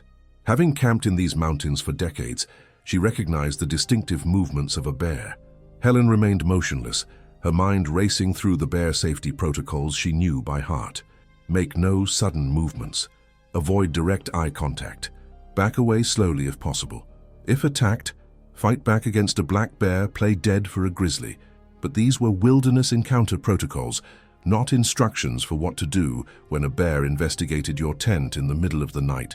The snuffling grew louder, closer to the nylon wall of her tent. Helen could hear powerful breaths, the sound of leaves and twigs being displaced by heavy paws. She slowly reached for her headlamp, thinking that light might discourage the animal, but before her fingers could close around it, there was a more aggressive sound, a deep guttural grunt followed by the sharp rip of fabric. Helen froze as a powerful paw, tipped with sharp claws, tore through the side of her tent. In the faint moonlight filtering through the trees, she could make out the dark shape of a black bear, its snout pushing through the newly created opening. The animal was large, not massive by bear standards, but significantly larger than Helen had ever encountered in the wild before. Terror gripped her as the bear's snout moved further into the tent, its keen nose clearly having detected something of interest. With a jolt of horror, Helen remembered the granola bars still stashed in her backpack, which sat at the foot of her sleeping bag. How could she have been so careless? It was such a basic error, one that she had never made in all her years of camping. The bear's attention was indeed focused on her backpack. It pushed further into the tent, powerful shoulders widening the tear in the fabric. Helen knew she needed to act. Slowly, very slowly, she began to reach for the bear spray attached to her sleeping bag, her movements deliberate and as silent as possible. But the bear suddenly shifted, perhaps catching her movement or scenting her fear. Its massive head swung toward her, dark eyes gleaming in the dim light. Helen froze again, her hand inches from the bear spray, heart pounding so loudly she was certain the animal could hear it. For a moment that seemed to stretch into eternity. They regarded each other, woman and bear, prey and predator, each assessing the other. Then the bear made a decision. With a powerful movement, it lunged further into the tent, jaws open, revealing frightening teeth. Helen's survival instinct took over. She rolled to the side, attempting to put distance between herself and the bear while reaching for the spray. But in the confined space of the tent, there was nowhere to go. The bear's jaws closed around her shoulder, powerful teeth piercing through her thermal top and into the flesh beneath. The pain was immediate and intense, a burning, tearing sensation that drew an involuntary scream from Helen's throat. The bear, startled by the sudden noise, bit down harder and began to drag her toward the opening it had created in the tent. Helen felt herself being pulled, her sleeping bag tangling around her legs as the bear's immense strength moved her as easily as if she were a rag doll. As she was dragged through the torn fabric of the tent, Helen's mind raced through her limited options. Fighting back seemed futile against such a powerful creature, yet playing dead, the recommended strategy for grisly attacks, went against every instinct in her body. But black bears, she remembered with sudden clarity, sometimes lost interest in prey that didn't resist. Making a split-second decision that would alter the course of her life, Helen went limp, forcing her body to relax despite the searing pain in her shoulder and the primal fear coursing through her veins. The bear dragged her several more feet out of the shredded remains of her tent and onto the forest floor. The ground was rough beneath her, roots and stones scraping against her back through her thin clothing.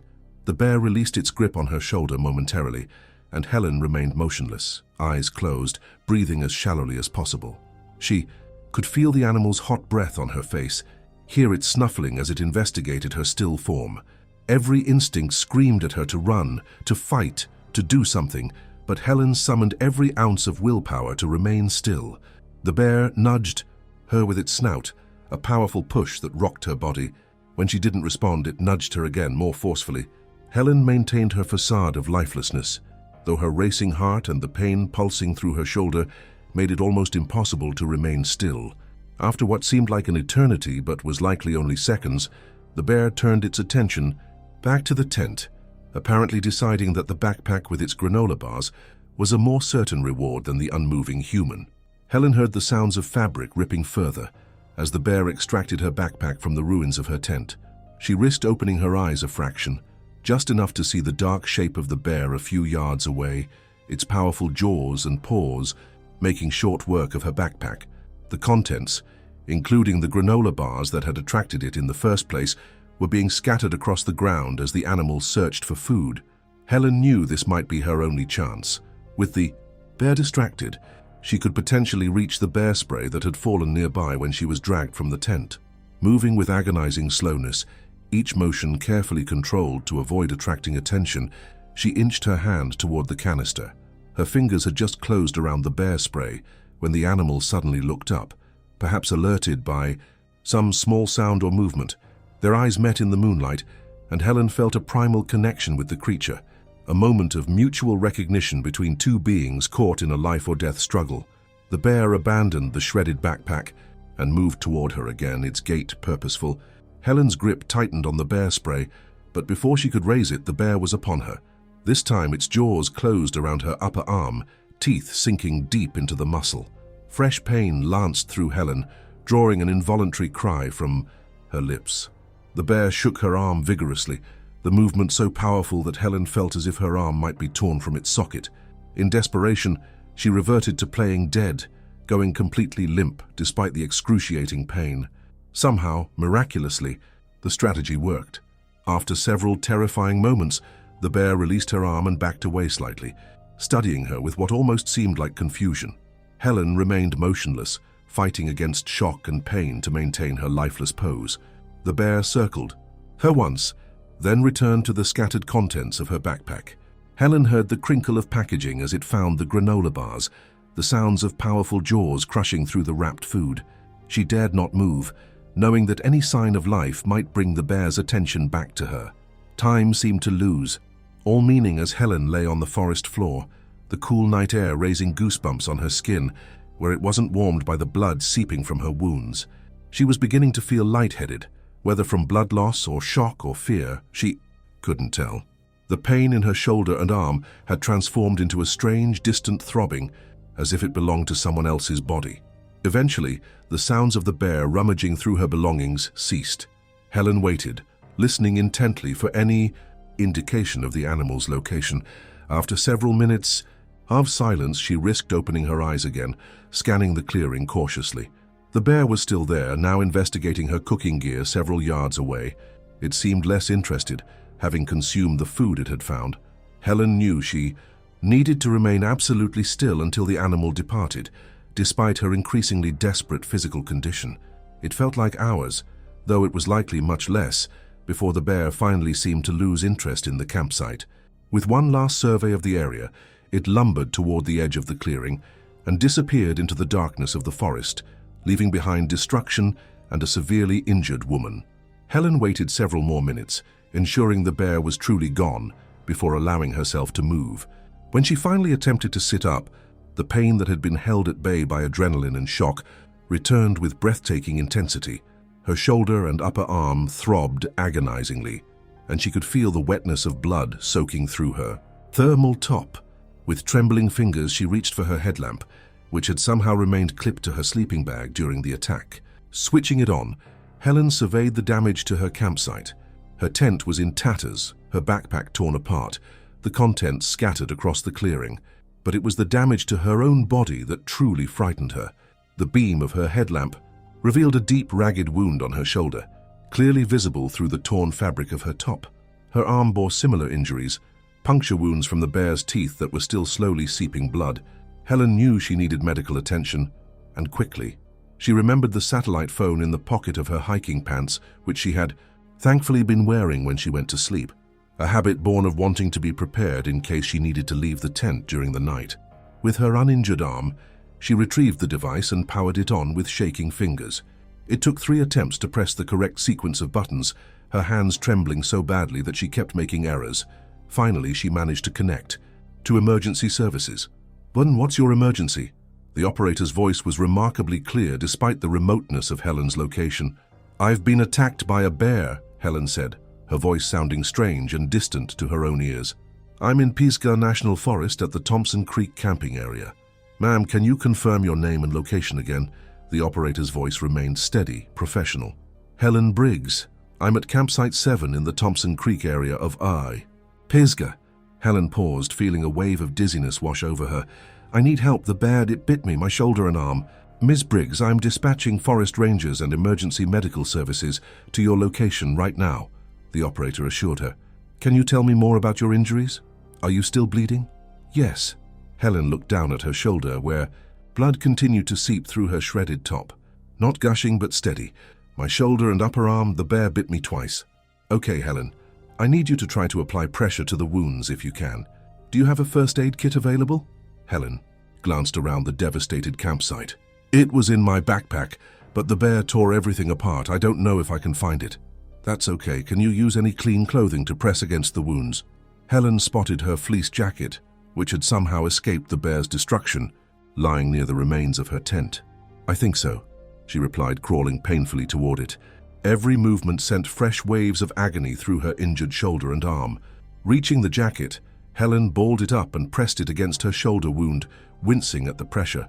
"I've got something on my shoulder now," she told the operator, who had remained on the line. "Good, that's good, Helen. Now, is there any way for you to signal your location to the rescue team? Do you have a flashlight or something reflective?" "I have my headlamp," Helen said, touching the device still, strapped to her forehead. "And I think my emergency whistle is still in my pants pocket." "Perfect. When you hear the rescue team approaching, use that whistle and flash your light. It will help them locate you faster." The operator continued to talk to Helen, asking questions about her condition, her exact location, and whether the bear was still in the area. Helen answered as best she could, though she found it increasingly difficult to concentrate as shock and blood loss took their toll. "Helen, I need you to stay awake," the operator said firmly when Helen's responses began to lag. "The rescue team is on their way, but it might take them a couple of hours to reach you. You need to stay conscious." "I'm trying," Helen murmured, fighting against the growing urge to close her eyes. "Just very tired." "I know you are, but I need you to keep talking to me. Tell me about yourself. What brings you to Pisgah?" Helen understood what the operator was doing, keeping her engaged, preventing her from slipping into unconsciousness. She made an effort to respond, to focus on the conversation rather than the pain and fear. "I've been camping here for years," she said, her voice weak but determined. "My husband Robert and I used to come monthly. He passed away 3 years ago, but I've kept up the tradition." "That's impressive," the operator replied. "Not many people would continue solo camping after losing their partner. You must be quite experienced." "I thought I was," Helen said with a bitter laugh that turned into a groan as the movement jarred her injuries. "But I made such a stupid mistake. Left granola bars in my backpack. Basic error. Robert would have been so disappointed." "Don't be too hard on yourself, Helen. Accidents happen even to the most experienced outdoors people. The important thing is that you've survived, and help is on the way." They continued to talk as the minutes stretched into an hour, then longer. Helen described her life in Asheville, her daughter and grandchildren in Charlotte, her weekly bridge games with friends. The mundane details of her everyday existence became a lifeline, something to focus on besides the pain and the fear that the bear might return. As time passed, Helen began to hear faint sounds in the distance, voices calling, lights moving among the trees. The rescue team was approaching. "I think they're close," she told the operator, her voice barely above a whisper now. "I can hear them. Use your whistle, Helen.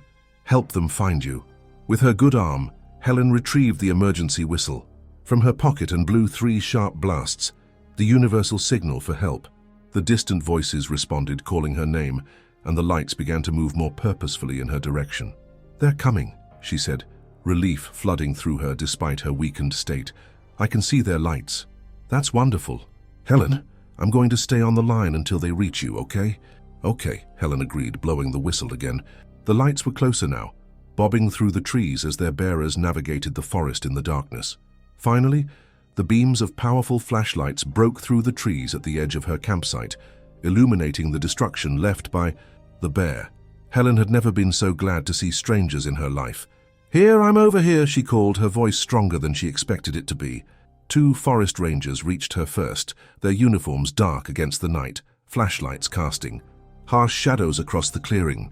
They were followed closely by paramedics in bright jackets, carrying emergency medical equipment.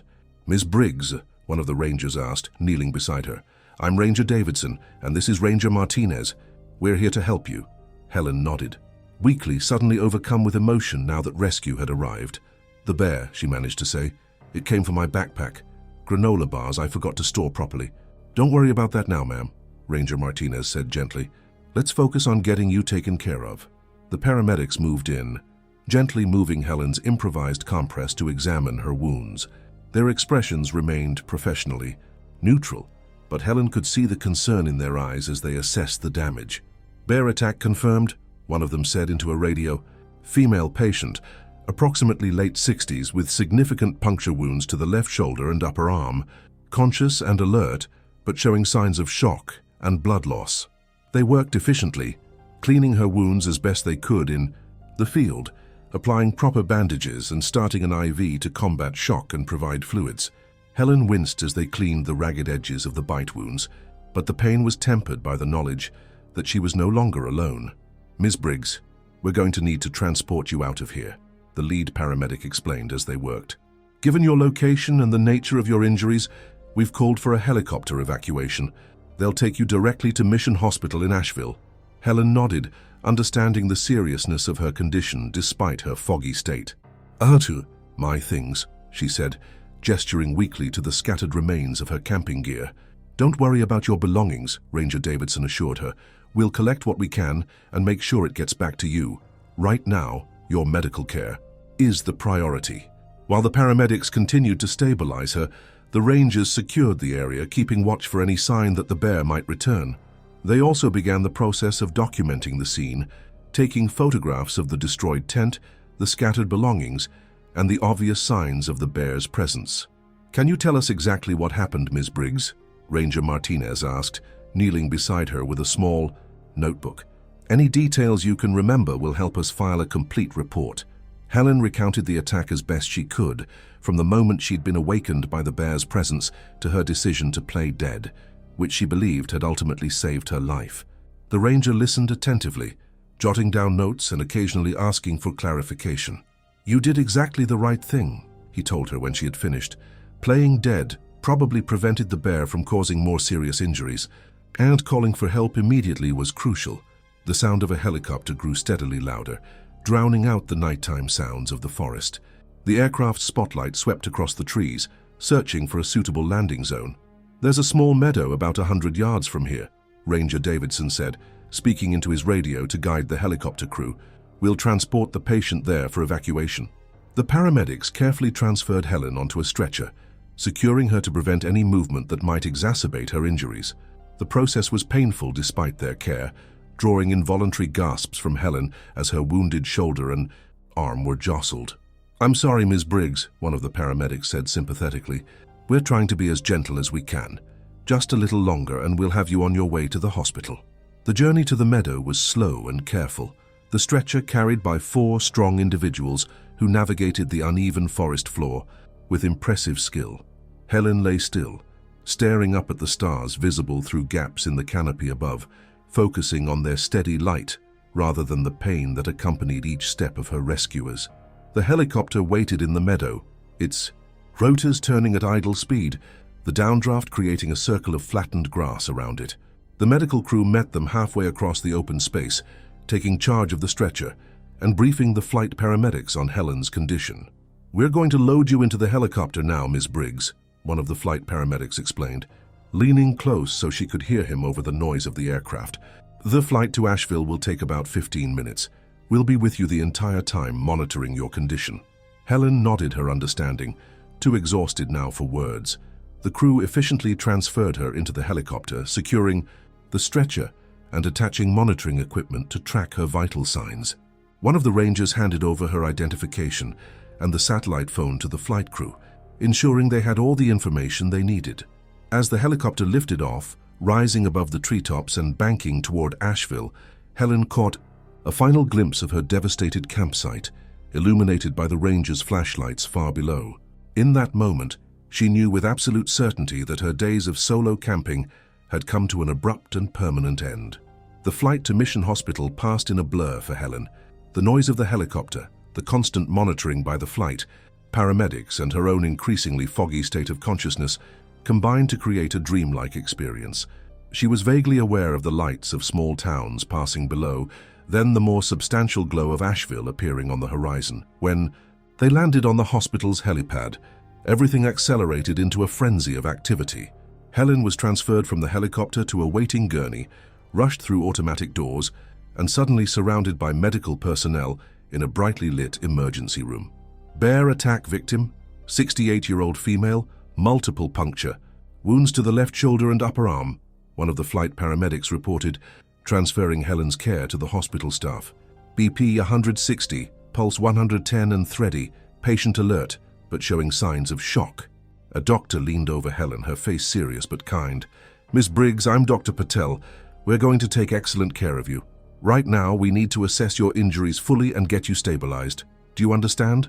Helen managed a weak nod, overwhelmed by the sudden transition from the quiet forest to the bustling clinical environment of the emergency room. "Do you have any allergies to medications?" Dr. Patel asked, already examining the bandaged wounds.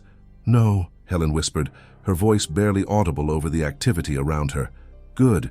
We're going to give you something for the pain now, and then we'll need to clean and examine these wounds thoroughly. You'll probably need surgery to repair the damage to your shoulder." A nurse appeared at her side, injecting something into her IV line. Almost immediately, a wave of blessed relief washed over Helen, the sharp edges of her pain softening into something more manageable. "We've contacted your next of kin," another nurse informed her, checking a tablet. "Your daughter, Melissa Carter, is on her way from Charlotte. She should be here in about 2 hours." Helen felt a surge of gratitude at the news that Melissa was coming, followed by a pang of guilt for causing her daughter such worry. She tried to form words to respond, but the medication was making it difficult to focus. "Rest now, Ms. Briggs," Dr. Patel said, noting Helen's struggle. "We're taking over from here. You've been incredibly brave and done all the right things. Now it's our turn to help you." The next few hours passed in a haze for Helen. She was wheeled to radiology for X-rays and a CT scan to assess the extent of the damage to her shoulder joint and the muscle and tissue of her upper arm. Blood was drawn for testing, wounds were cleaned and examined more thoroughly, and antibiotics were administered through her IV to combat the significant risk of infection from the bear's mouth bacteria. She drifted in and out of consciousness, the pain medication creating a buffer between her and the full reality of what had happened. Occasionally, she would become alert enough to answer questions or respond to instructions, but then would slip back into a medicated doze. Helen was being prepared for surgery when Melissa arrived, her face pale with worry as she rushed to her mother's side. "Mom, oh my God, Mom!" Melissa cried, carefully taking Helen's uninjured hand. "When the Rangers called, I was so scared. How are you? What happened?" Helen managed a weak smile for her daughter. "Bear," she said simply, her voice stronger than it had been, but still affected by the medication. "Forgot granola bars in my backpack. Stupid mistake. Don't worry about that now," Melissa said, tears filling her eyes. "The important thing is that you're alive." When they said bear attack, I thought she couldn't finish the sentence, but Helen understood. In her daughter's mind, a bear attack was synonymous with a fatality, not something one survived to tell about. "Played dead," Helen explained, the words requiring more effort than they should. "Remembered what Robert always said." Melissa wiped away a tear, attempting a brave smile. "Dad would be proud, but also furious that you were out there alone in the first place." A surgical resident approached, apologetically interrupting their reunion. "Ms. Carter, I'm Dr. Wilson, part of the surgical team. We need to take your mother to the operating room now. The orthopedic surgeon, Dr. Reyes, will meet you afterward to explain exactly what was done." Melissa nodded, then leaned down to kiss Helen's forehead. "I'll be right here waiting when you get out, Mum. David is on his way with the kids. We all love you so much." Helen wanted to respond, to reassure her daughter that everything would be all right, but the pre-surgical medication was taking effect, drawing her down into unconsciousness. The last thing she saw was Melissa's worried face, framed by the harsh fluorescent lights of the pre-op area. The surgery lasted nearly 4 hours. Dr. Reyes, a specialist in orthopedic trauma, worked meticulously to repair the damage to Helen's shoulder joint and the muscles of her upper arm. The bear's powerful jaws had caused significant injury, tearing through muscle, damaging tendons, and causing hairline fractures to her scapula. The wounds required extensive cleaning and debridement to remove damaged tissue and reduce the risk of infection, a particular concern with animal bites. When Helen finally emerged from anesthesia, she found herself in a recovery room, her left shoulder and arm heavily bandaged and immobilized. The pain was present but distant, managed by the cocktail of medications flowing through her IV. Melissa was at her bedside, looking exhausted but relieved. "Hey, Mom," she said softly, noticing that Helen's eyes were open. "You're in recovery. The surgery went well. Dr. Reyes said you were very lucky. The damage could have been much worse." Helen tried to speak, but her throat was dry and raw from the breathing tube used during surgery. Melissa quickly offered her a small cup of water with a straw, holding it steady as Helen took a few sips. "How bad?" Helen managed to ask after moistening her throat. Melissa hesitated, clearly weighing how much detail to share. "Pretty significant, but repairable," she finally said. "The bear's teeth tore through some muscles in your shoulder and arm. There were some small fractures in your shoulder blade. They had to clean everything really thoroughly because of the high infection risk with animal bites." Helen nodded slightly, processing this information. "Recovery time?" "Several months," Melissa admitted. "Dr. Reyes said you'll need extensive physical therapy to regain full use of your arm, and there will be scars." Helen closed her eyes briefly, absorbing the reality of her situation. At 68, recovery from such significant trauma would be neither quick nor easy. The independence she had fought so hard to maintain after Robert's death was suddenly in jeopardy. "The kids are in the waiting room with David," Melissa continued, filling the silence. "They're anxious to see you, but the nurses said to wait until you're moved to a regular room." "Tell them I'm okay," Helen said, managing a weak smile. "Just a little worse for wear." "I will," Melissa promised, squeezing her mother's good hand gently. "Everyone's been so worried. Your bridge club friends have called about 12 times, and the forest rangers who helped rescue you want to visit when you're feeling up to it." Helen's thoughts drifted to her destroyed campsite, the torn tent and scattered belongings. "My things," she murmured. "The rangers collected everything they could," Melissa assured her. "They brought your car back to Asheville too. Don't worry about any of that right now, Mom. Just focus on getting better." Helen wanted to say more, to ask about the bear, whether it had been found and what would happen to it, but exhaustion was pulling her back toward sleep. She gave in to it, too drained to resist the comforting darkness. The next time she awoke, Helen was in a private hospital room, daylight streaming through partially closed blinds. The clock on the wall indicated it was just past noon, though whether it was the same day or the next, she wasn't sure. A different nurse was checking her vital signs, making notes on a tablet. When she noticed Helen was awake, she smiled warmly. "Good afternoon, Ms. Briggs. How are you feeling?" "Like I've been chewed up by a bear," Helen replied, surprising herself with the attempt at humor. The nurse chuckled. "Well, that's understandable. Your pain level on a scale of 1 to 10? Helen considered the throbbing in her shoulder and arm. 6, maybe? "It's definitely there. I can give you something for that," the nurse offered, making a note on her tablet. "Dr. Reyes will be in to see you shortly, and your family is in the waiting room. Would you like to see them?" Helen nodded, feeling more alert than she had since the attack. "Yes, please." While the nurse went to fetch her family, Helen took stock of her surroundings and her condition. Her left arm was immobilized against her body, wrapped in bulky bandages. Multiple IV lines delivered fluids, antibiotics, and pain medication. A heart monitor beeped steadily beside the bed, its screen displaying her vital signs in glowing green lines and numbers. She felt weak and sore all over, not just in the areas directly injured by the bear. Her back ached from being dragged across the forest floor, and she asked, her voice a mixture of awe and concern. "Not exactly fought," Helen corrected her. "More like survived an encounter. Playing dead was my big move."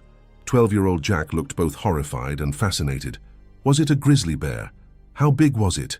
Did it roar?" "Jack," David warned, placing a restraining hand on his son's shoulder. "Let's not overwhelm your grandmother with questions right now." "It's all right," Helen said, oddly comforted by her grandson's typical pre-teen fascination with the dramatic aspects of her ordeal. "It was a black bear, not a grizzly. They don't usually attack people unless they're surprised or feel threatened. In this case, it was after food that I carelessly left in my backpack." "The rangers said you did everything right after the attack," Melissa added, sitting carefully on the edge of the bed. "Using the satellite phone right away, applying pressure to the wounds. They said many people wouldn't have been so level-headed." Helen shook her head slightly. "I made the biggest mistake possible by leaving food in my backpack. Everything after that was just survival."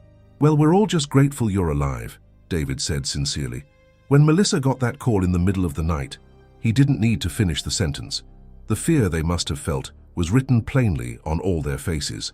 "I'm sorry for scaring you all," Helen said, feeling a wave of emotion rise in her throat. "That was never my intention." "Don't apologize, Mom," Melissa said firmly. "This wasn't your fault. Yes, the granola bars were a mistake, but any experienced camper could have made the same error. The important thing is that you're going to recover." Dr. Reyes arrived then, a tall woman with streaks of premature gray in her dark hair and an air of quiet competence. She introduced herself to the family, then turned her attention to Helen. "Ms. Briggs, it's good to see you alert. How are you feeling today?" "Sore," Helen admitted, but clearer than before. Dr. Reyes nodded. "That's to be expected. The anesthesia takes time to fully clear your system." She turned to the family. "Would you mind giving us a few minutes? I need to examine Ms. Briggs and discuss her treatment plan." Once they had left, promising to return soon, Dr. Reyes carefully examined Helen's bandaged shoulder and arm, explaining what had been done during surgery and what they could expect in terms of recovery. "The damage was significant but repairable," she explained, echoing what Melissa had already told Helen.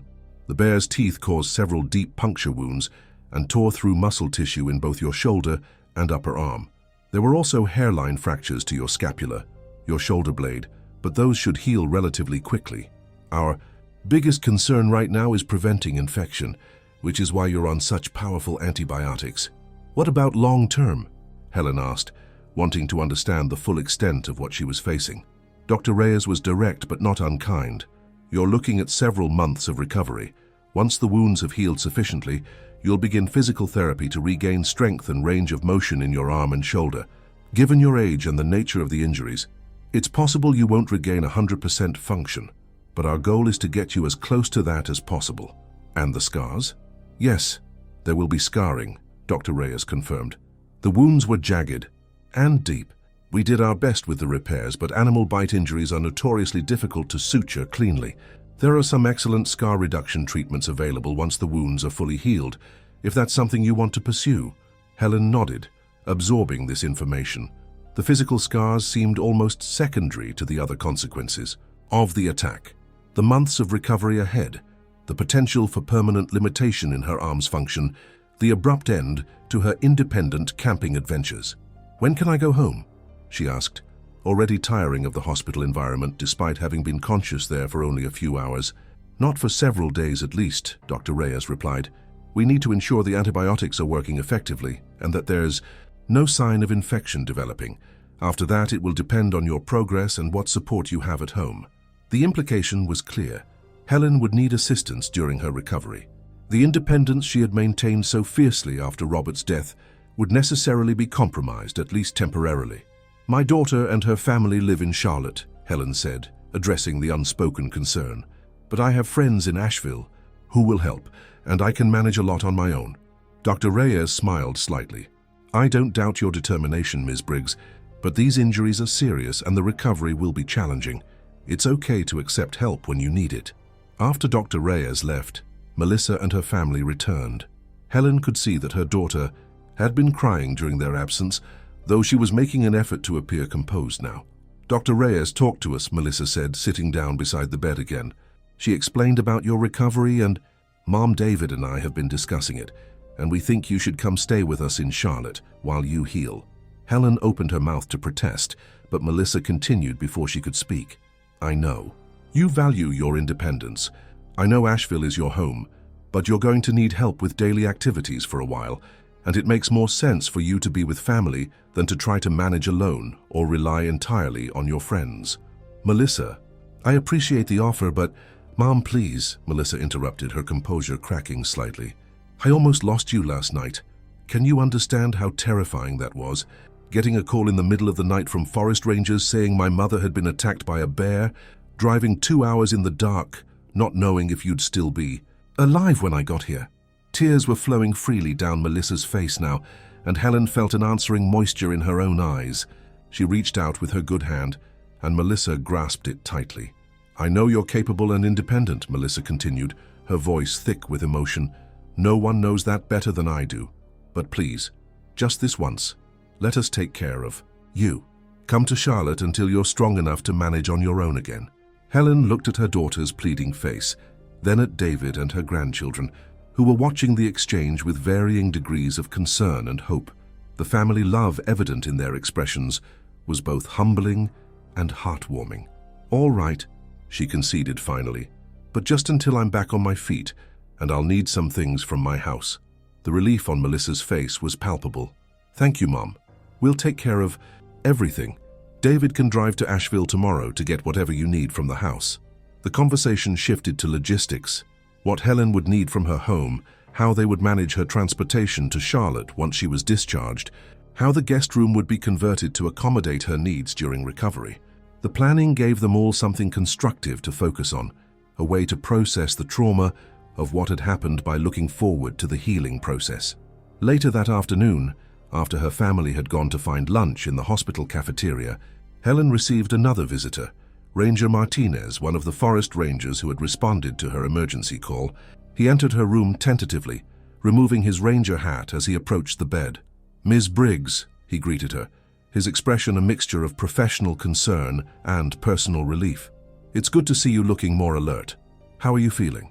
"Better than I might have, thanks to you and your colleagues," Helen replied sincerely. "I understand you were able to recover some of my belongings." The ranger nodded. "We collected everything that was salvageable, though I'm afraid many items were damaged beyond repair. Your car has been returned to your home address. We used the registration information to locate it. One of our staff drove it back to Asheville this morning." "Thank you," Helen said, genuinely appreciative of their thoroughness. "That's above and beyond your duties." Ranger Martinez shrugged slightly. "We take care of our own in Pisgah. Anyone who loves those mountains enough to camp there is part of our extended family." He hesitated, then continued. "Ms. Briggs, I need to ask you some additional questions about the bear encounter, if you're feeling up to it. We're required to file a complete report." Helen nodded, though the thought of reliving the attack in detail was daunting. "Of course. What do you need to know?" The ranger took out a small notebook. Could you describe the bear in as much detail as possible? Size, color, any distinguishing features you might have noticed? Helen closed her eyes briefly, calling the image of the bear to mind. It was a black bear, medium to large size, though it's hard to judge accurately when you're being attacked. No distinctive markings that I recall, just powerful. Very powerful. And you mentioned that the bear was attracted by granola bars in your backpack? Helen felt a flush of embarrassment color her cheeks. Yes, it was a terrible oversight on my part. I've been camping for decades and have always been scrupulous about food storage. I don't know how I could have been so careless. These things happen, Ms. Briggs, the ranger said kindly, even to experienced outdoors people. The important thing is that you survived. What will happen to the bear? Helen asked, the question that had been nagging at her since the attack. Ranger Martinez's expression grew more serious. We've set traps in the area. If we capture a bear that matches your description and shows signs of having been in a human encounter, it will be euthanized. Helen felt an unexpected pang at this news. Despite the trauma the bear had inflicted on her, she found herself reluctant to be the cause of its death. Is that really necessary? It was just behaving according to its nature. I was the one who made the mistake with the food. The ranger's expression was sympathetic but firm. A bear that has attacked a human poses a significant ongoing risk. Even if the initial encounter was triggered by food attraction, the bear has now had a successful interaction with a human and may be more likely to approach campsites in the future. We can't take that chance. Helen nodded her understanding, though the knowledge sat uneasily with her. The bear was a wild creature following its instincts, searching for food in its natural environment. The error had been human, her error, yet the bear would pay the ultimate price if captured. Ranger Martinez seemed to sense her discomfort. For what it's worth, black bear attacks are extremely rare, especially in Pisgah. This is the first serious incident we've had in over a decade. Most bears want nothing to do with humans and will go out of their way to avoid us. I know, Helen said softly. I've encountered bears at a distance many times over the years. They've always moved away quickly. This was different. The ranger completed his questions, gathering the details he needed for his report. Before leaving, he handed Helen a business card.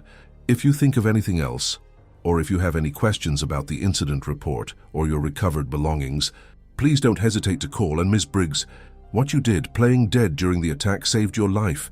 Many people wouldn't have had the presence of mind to make that decision in such a terrifying situation.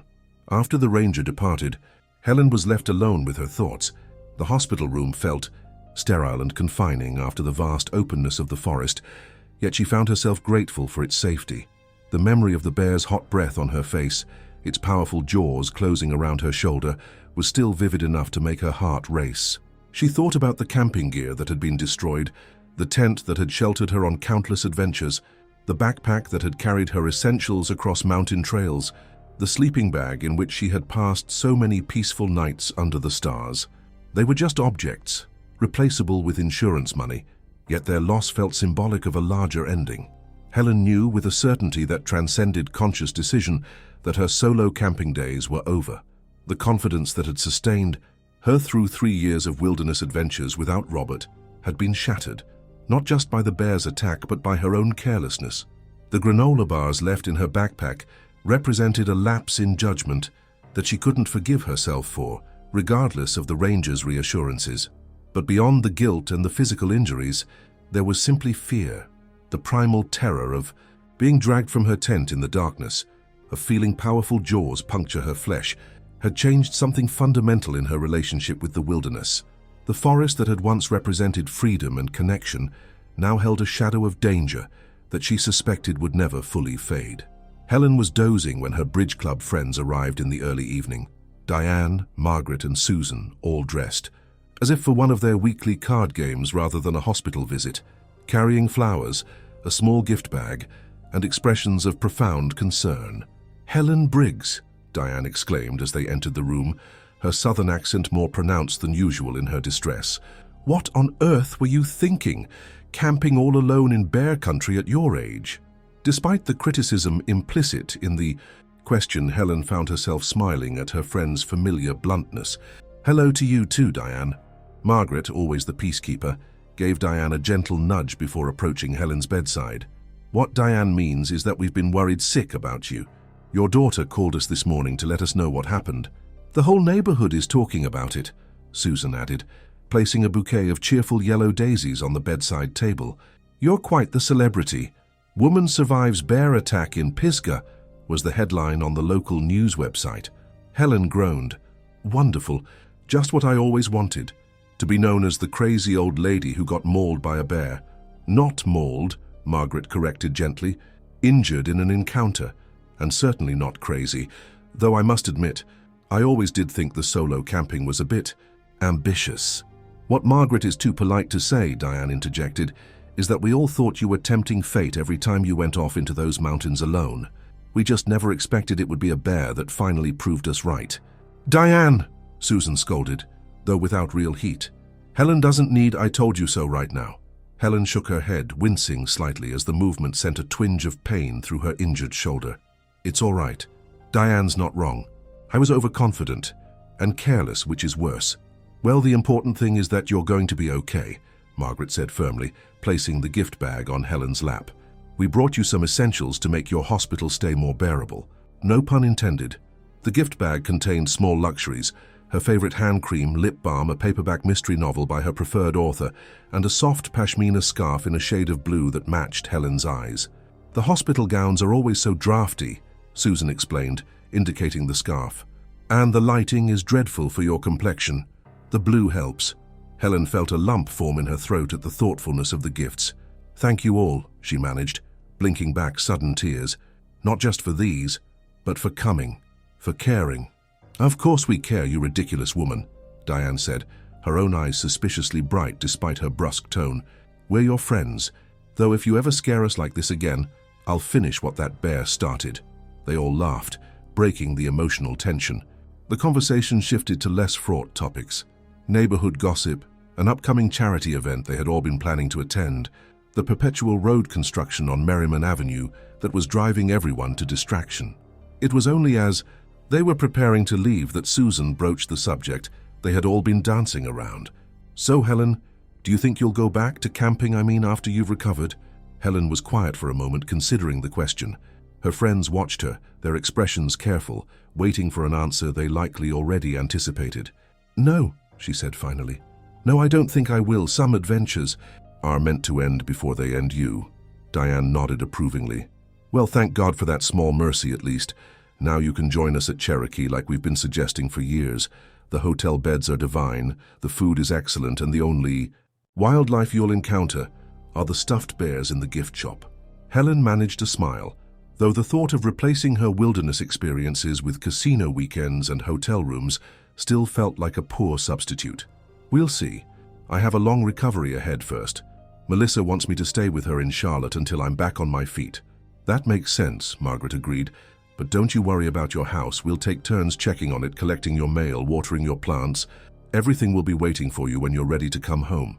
After her friends departed, promising to visit again soon, Helen was left alone with her thoughts once more. The reality of the changes ahead was beginning to sink in more fully. The move to Charlotte, the months of physical therapy, the permanent abandonment of the solo camping that had become such an important part of her life after Robert's death. Yet amid the sense of loss, there was also a faint glimmer of acceptance. Perhaps, she reflected, it was time for a new chapter.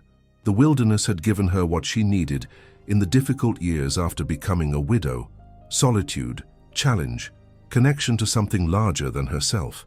But perhaps those needs were evolved. She woke, gasping, her heart racing, the phantom sensation of the bear's teeth still sharp in her injured shoulder.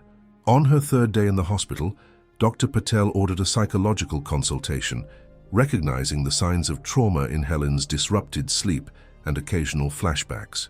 "This is standard procedure for patients who've experienced life-threatening events," the doctor explained when Helen questioned the necessity. "Physical healing is only part of the recovery process. The mind needs attention too." The psychologist, Dr. Freeman, was a woman about Helen's age, with a gentle manner and direct approach that Helen appreciated. They spoke about the attack, about Helen's feelings of guilt regarding the forgotten granola bars, about her decision to end her solo camping adventures. "Trauma changes our relationship with the world," Dr. Freeman observed during their session. Places or activities that once felt safe may suddenly seem threatening. That's not weakness or failure. It's your mind's way of protecting you. I know that intellectually, Helen admitted, but I still feel as if I've let myself down somehow, as if I'm letting fear make my decisions for me. There's a difference between letting fear control you and respecting it as information, the psychologist replied. You experienced something genuinely life-threatening. It would be unusual not to have that experience change your risk assessments going forward. They discussed strategies for managing the nightmares and flashbacks, techniques for processing the trauma in healthier ways. Dr. Freeman suggested that Helen consider ongoing therapy once she was settled in Charlotte, a recommendation Helen agreed to think about, though she wasn't entirely convinced it would be necessary. Many people find that the acute symptoms, the nightmares, the flashbacks, diminish naturally over time, Dr. Freeman assured her, but having professional support available can make that process smoother and prevent the development of more persistent issues like PTSD. On the 5th day after the attack, Dr. Reyes deemed Helen stable enough for discharge. The wounds were healing well with no signs of infection, and the remaining care could be managed on an outpatient basis. Arrangements were made for Helen to continue her treatment with specialists in Charlotte, including an orthopedic surgeon affiliated with Dr. Reyes and a physical therapist who specialized in shoulder rehabilitation. Melissa arrived early that morning to help with the discharge process and to drive Helen to Charlotte. David had already been to Helen's house in Asheville, collecting clothes, medications, personal items, and anything else she might need during what was expected to be a stay of at least 2 months. The guest room is all set up, Melissa assured her as they waited for the final paperwork. We put in one of those adjustable beds that can raise the head and foot. The doctor said that would be helpful for your comfort, and there's a bathroom right across the hall that will be all yours. Helen nodded, trying to summon enthusiasm for the arrangements that her daughter had clearly put so much thought into. Thank you, sweetheart. You've gone above and beyond. Melissa studied her mother's face, perceiving the forced quality of her gratitude. I know this isn't what you wanted, Mom. I know you value your independence, but it's just temporary, just until you're strong enough to manage on your own again. I know, Helen said, making an effort to sound more genuinely appreciative, and I am grateful, truly. It's just a lot of change all at once. Change is what you get for wrestling bears, Melissa replied with a small smile, attempting to lighten the mood. Helen managed to laugh, though it was tinged with irony. I think wrestling implies a more equal contest than what actually occurred. That bear was entirely in charge of the situation. The discharge process was finally completed around noon. A nurse helped Helen change from the hospital gown into comfortable clothes that David had brought from her home, loose sweatpants and a button-up shirt that could accommodate her bandaged and immobilized arm. The simple act of dressing was surprisingly exhausting, a sobering reminder of how limited her capabilities would be during the early stages of recovery. A wheelchair was required for hospital policy, though Helen felt she could have walked out under her own power. She was wheeled through the corridors and out to the hospital's main entrance, where Melissa had brought the car around. The process of getting into the vehicle was awkward and painful, despite the nurse's assistance, drawing fresh beads of sweat on Helen's forehead as she maneuvered her injured body into the passenger seat. Okay? Melissa asked anxiously once Helen was settled. The seat reclined slightly to reduce pressure on her shoulder. I'm fine, Helen assured her, though fine was a considerable overstatement. The pain was significant despite the medication she had been given before discharge, and every small movement sent fresh waves of discomfort radiating from her injured shoulder and arm.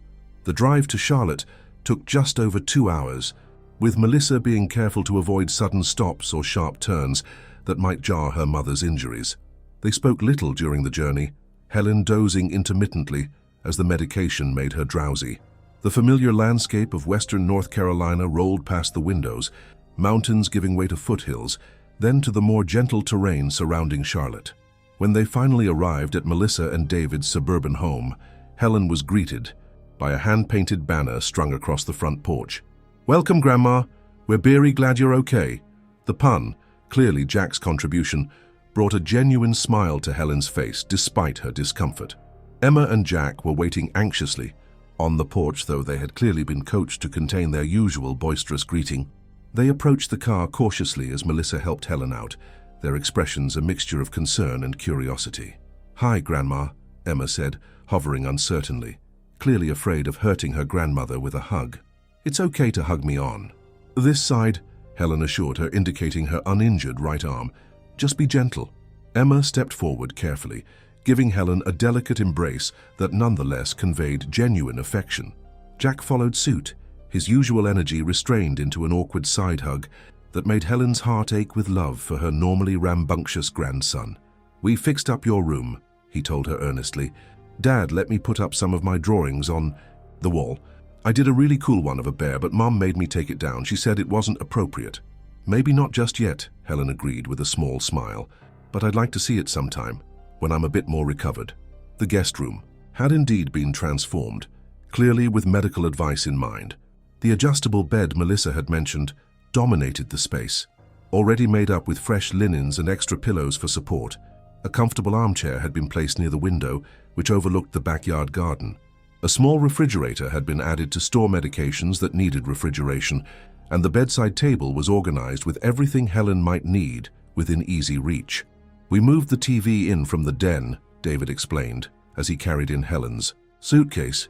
"Figured you might want some entertainment during the day when everyone's out. And I downloaded some audiobooks to this tablet," Emma added, showing Helen a device propped on the bedside table. The nurse said it might be easier than trying to hold regular books with one hand. The thoughtfulness of these preparations was overwhelming. Helen felt tears prick at her eyes, a combination of gratitude for her family's care and a lingering sense of loss at the circumstances that had made it necessary. "Thank you all," she said, her voice thick with emotion. "This is wonderful. I don't know what I would do without you." "That's what family is for, Mum," Melissa said, helping Helen settle into the armchair. "Now why don't you rest while we get lunch ready? The doctor said you should take your pain medication with food." The first week in Charlotte established a new routine for Helen.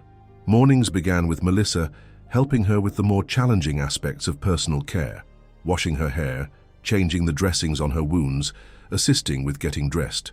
Then came breakfast with the family before they all dispersed to their various activities. Melissa to her job as an elementary school counselor, David to his accounting firm, the children to school. Helen spent the mornings resting or watching television, her energy still limited by the healing process and the medications she was taking. In the afternoons, Melissa would return from work early to take Helen to medical appointments, follow-ups with the orthopedic surgeon, sessions with the physical therapist once those were approved, consultations with a wound care specialist to ensure proper healing of the bear's bite marks. The evenings were family time, with dinner around the large kitchen table, board games that could be played one-handed, or movies in the living room. Helen cherished these moments, appreciating the lively dynamics of the full household after 3 years of living alone. Yet she also found herself tiring quickly, the constant activity and noise, more than she was accustomed to. "You don't have to join us every evening, Mum," Melissa assured her, noticing Helen's fatigue. "No one will be offended if you need to retreat to your room for some quiet time." Helen was grateful for the understanding, but made an effort to participate as much as her energy allowed. After all, this time with her family, especially her growing grandchildren, was precious. Emma would be off to college in less than 2 years, Jack not far behind. These everyday moments of connection were not to be taken for granted. As the weeks passed, Helen's physical recovery progressed steadily. The wounds healed slowly but without complication, leaving vivid pink scars that the doctor assured her would fade somewhat with time. Physical therapy began in earnest. Painful, exhausting sessions that left her drained but gradually restored movement to her injured arm and shoulder. "You're making excellent progress," her physical therapist, Amber, told her after a particularly challenging session 6 weeks after the attack. "Your age might slow the healing process a bit, but your overall fitness level from all that hiking and camping is definitely working in your favor." Helen appreciated the encouragement, though she remained frustrated by the limitations that persisted. Simple tasks, cutting food, fastening buttons, reaching overhead, still required concentration and often assistance. The independence she had prized so highly remained compromised, despite her determined efforts in therapy. The psychological healing was less straightforward. The nightmares continued, though with decreasing frequency. Helen would wake in the early hours, heart racing, the sensation of being dragged from her tent still vivid in her mind. During the day, unexpected sounds, a branch scraping against a window, the garbage truck rumbling down the street, could trigger momentary panic, her body responding to perceived threats before her mind could process the reality. At Melissa's gentle insistence, Helen had begun seeing a therapist in Charlotte, a soft-spoken woman named Dr. Winters who specialized in trauma recovery. Their weekly sessions provided a space for Helen to acknowledge and process the lingering effects of the bear attack, to recognize that her physical scars were mirrored by less visible psychological ones. Trauma lives in the body, Dr. Winters explained during one session. The fight-or-flight response that saved your life during the attack can be re-triggered by stimuli that remind you of the event, even when there's no actual danger present. It's your nervous system trying to keep you safe. Helen found these insights helpful, though she was sometimes impatient with the slow pace of emotional recovery. "I'm a practical person," she told Dr. Winters. "I've always dealt with difficulties by acknowledging them and moving forward. This lingering is foreign to me." "Trauma doesn't always respond to practical approaches," the therapist replied, gently. "Healing isn't linear and it can't be rushed. Your mind is processing an experience that was life-threatening and profoundly disruptive to your sense of safety in the world. That takes time." As the second month of her stay in Charlotte drew to a close, Helen began to think more concretely about returning to Asheville. Her physical recovery had progressed to the point where she could manage most daily activities independently, though with some modifications. The psychological impacts of the attack were still present, but less intrusive in her day-to-day life. "I think it's time for me to go home," she told Melissa one evening as they sat together on the back porch, watching the sunset paint the sky in shades of pink and gold. "I'm grateful beyond words for everything you and David have done, but I need to start rebuilding my life in Asheville." Melissa looked concerned but not surprised. "Are you sure, Mom? There's no rush. We love having you here." "I know, sweetheart, and I've loved being here. But I have a home waiting for me, friends who miss me, a life I need to reclaim, even if it looks different now than it did before." They discussed the practicalities, arranging for continued physical therapy in Asheville, ensuring the house was set up to accommodate Helen's ongoing limitations, establishing a support system of friends who could check in regularly and assist with more challenging tasks like grocery shopping or yard work. "And you'll come for regular visits," Melissa insisted, making it clear this was a non-negotiable condition. "At least once a month, so we can all see how you're doing." Helen agreed readily to this requirement. The time with her family had reminded her of how much she valued their presence in her life, how empty her house in Asheville sometimes felt, without the energy and chaos of children, the comfortable partnership of a long marriage. 2 days before her planned departure, Helen received an unexpected visitor. Ranger Martinez, who had taken her statement in the hospital, arrived at Melissa's house in the early afternoon, still in his Forest Service uniform. "I was in Charlotte for a conference," he explained, as Melissa showed him to the back porch, where Helen was enjoying the spring sunshine. "I hope you don't mind the unannounced visit, but I wanted to give you an update in person." Helen invited him to sit, curious about what news he might bring. The ranger declined Melissa's offer of iced tea and waited until she had gone back inside before speaking. "Ms. Briggs, I wanted to let you know that we did locate and trap a black bear in the area where your attack occurred," he said, his expression somber. "Based on size, markings, and behavior, we believe it was the same animal that attacked you." Helen felt a complex mixture of emotions at this news: relief that the bear had been found, sadness at what that meant for the creature, a strange sense of closure. "And it was euthanized?" she asked, the word feeling inadequate for the reality it represented. The ranger nodded. "Yes, ma'am, I know that might be difficult to hear, but it was necessary for public safety." Helen was quiet for a moment, processing this information. The bear that had nearly killed her, that had left her with permanent scars and lingering trauma, was now dead. She had expected to feel vindicated by this news, perhaps even satisfied, but the emotion that arose was closer to regret, not for the bear's fate, which she understood was necessary, but for the entire unfortunate sequence of events that had led to this conclusion. "We also completed our investigation and final report on the incident," Ranger Martinez continued, seeming to understand her need for a moment of reflection. "Everything aligns with the statement you provided. The attack was clearly triggered by food attraction, the granola bars you mentioned, and not predatory behavior on the bear's part. That's small comfort, I suppose, Helen said with a wry smile, to know it wasn't personal. The ranger returned her smile, appreciating her attempt at humor. Nature rarely is personal, Ms. Briggs. That's something most experienced outdoors people come to understand. Bears, like most wildlife, are simply trying to survive in a world where their natural habitat increasingly overlaps with human presence.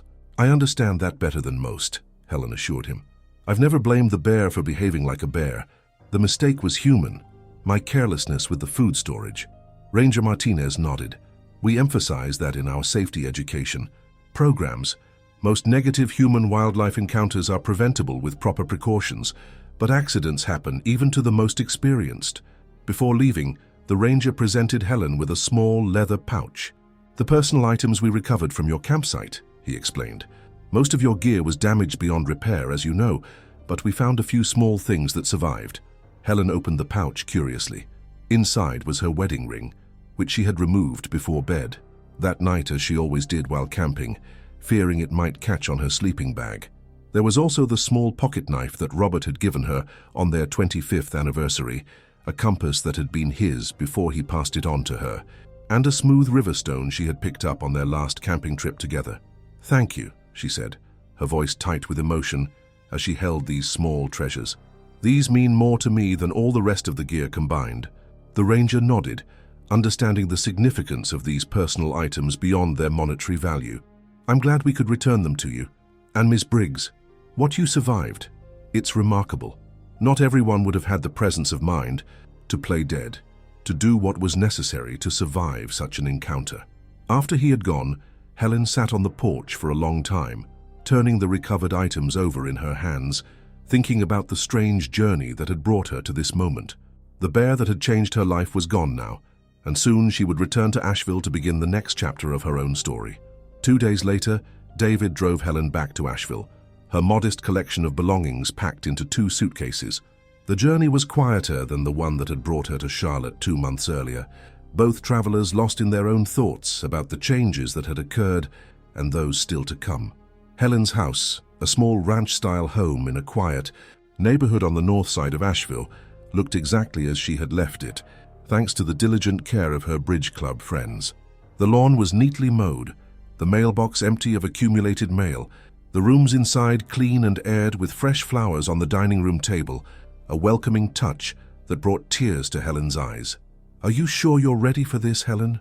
David asked as he carried her suitcases into the bedroom. "You know you're welcome to stay with us as long as you need." "I'm ready," Helen assured him, though the empty house already felt strangely large and quiet after the constant activity of Melissa's household. "It's time to find my new normal." David stayed long enough to help her settle in, making sure she could reach everything she needed, that the modifications they had discussed, grab bars in the bathroom, a shower chair, rearranged kitchen items, to accommodate her still limited range of motion, were adequate for her needs. Then, with promises to call that evening, and a reminder that Melissa would be checking in daily, he reluctantly departed for the drive back to Charlotte. The silence that fell after his car pulled away from the curb was profound.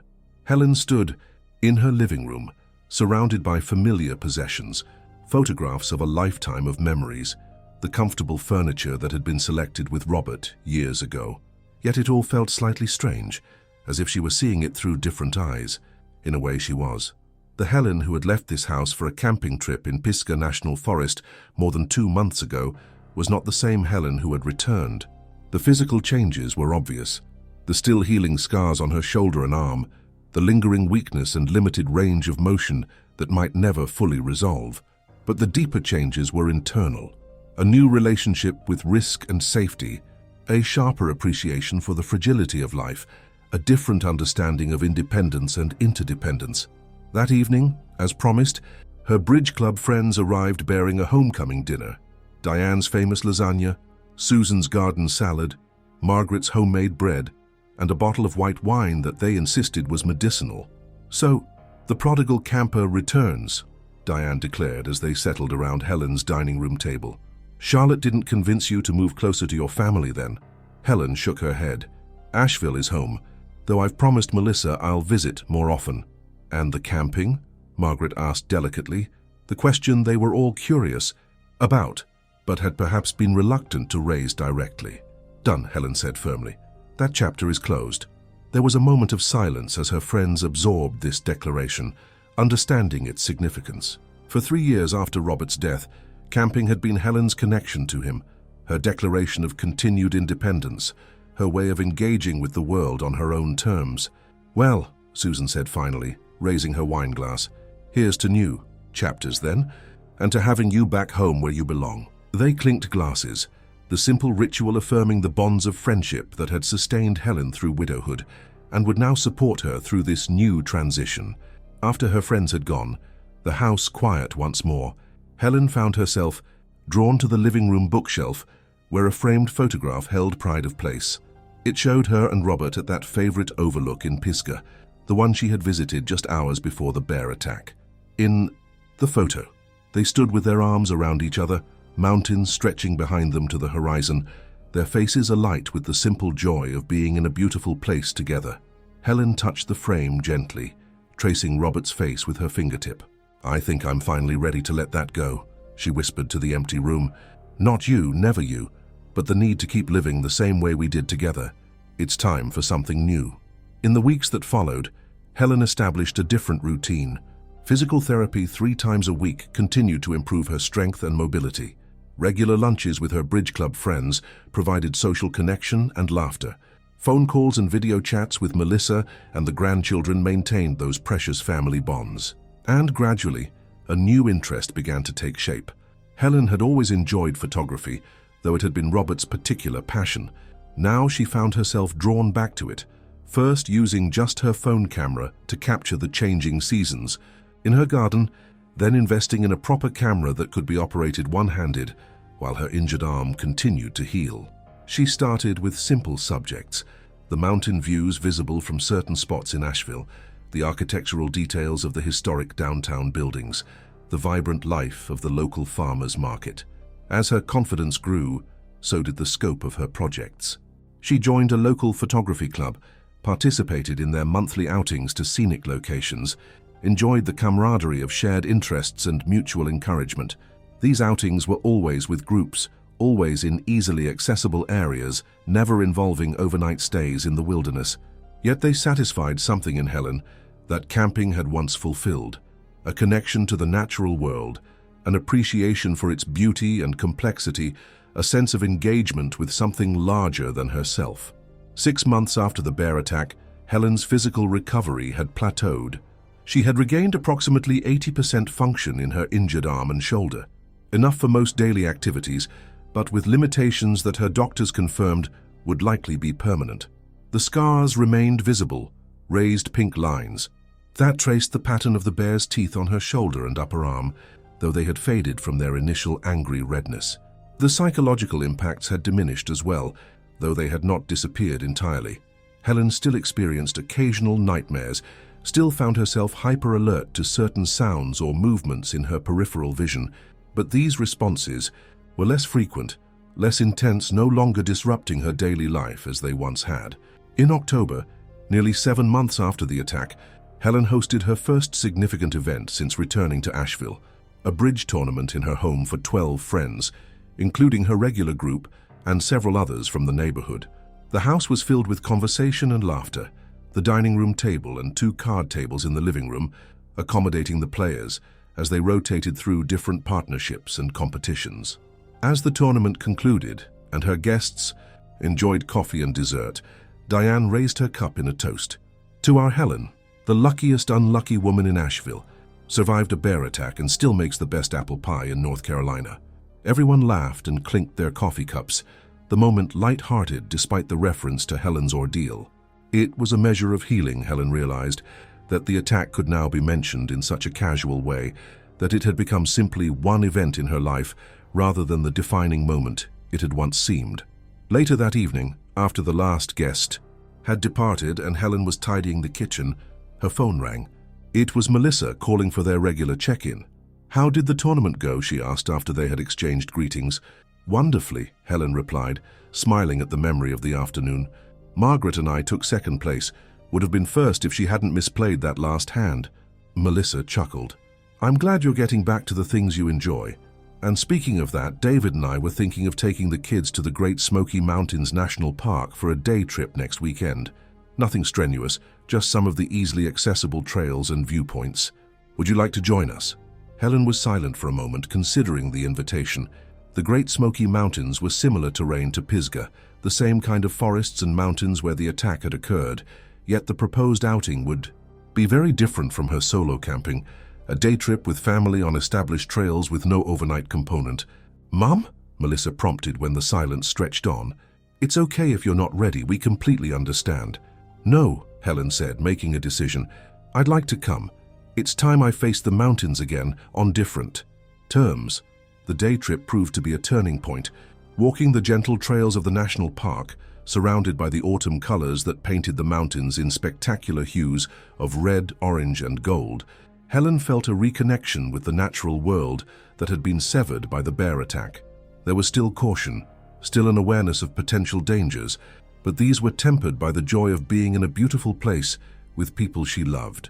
At one scenic overlook, Emma insisted on taking a photograph of Helen standing against the backdrop of the mountains, the fall foliage creating a dramatic frame around her silver-haired figure.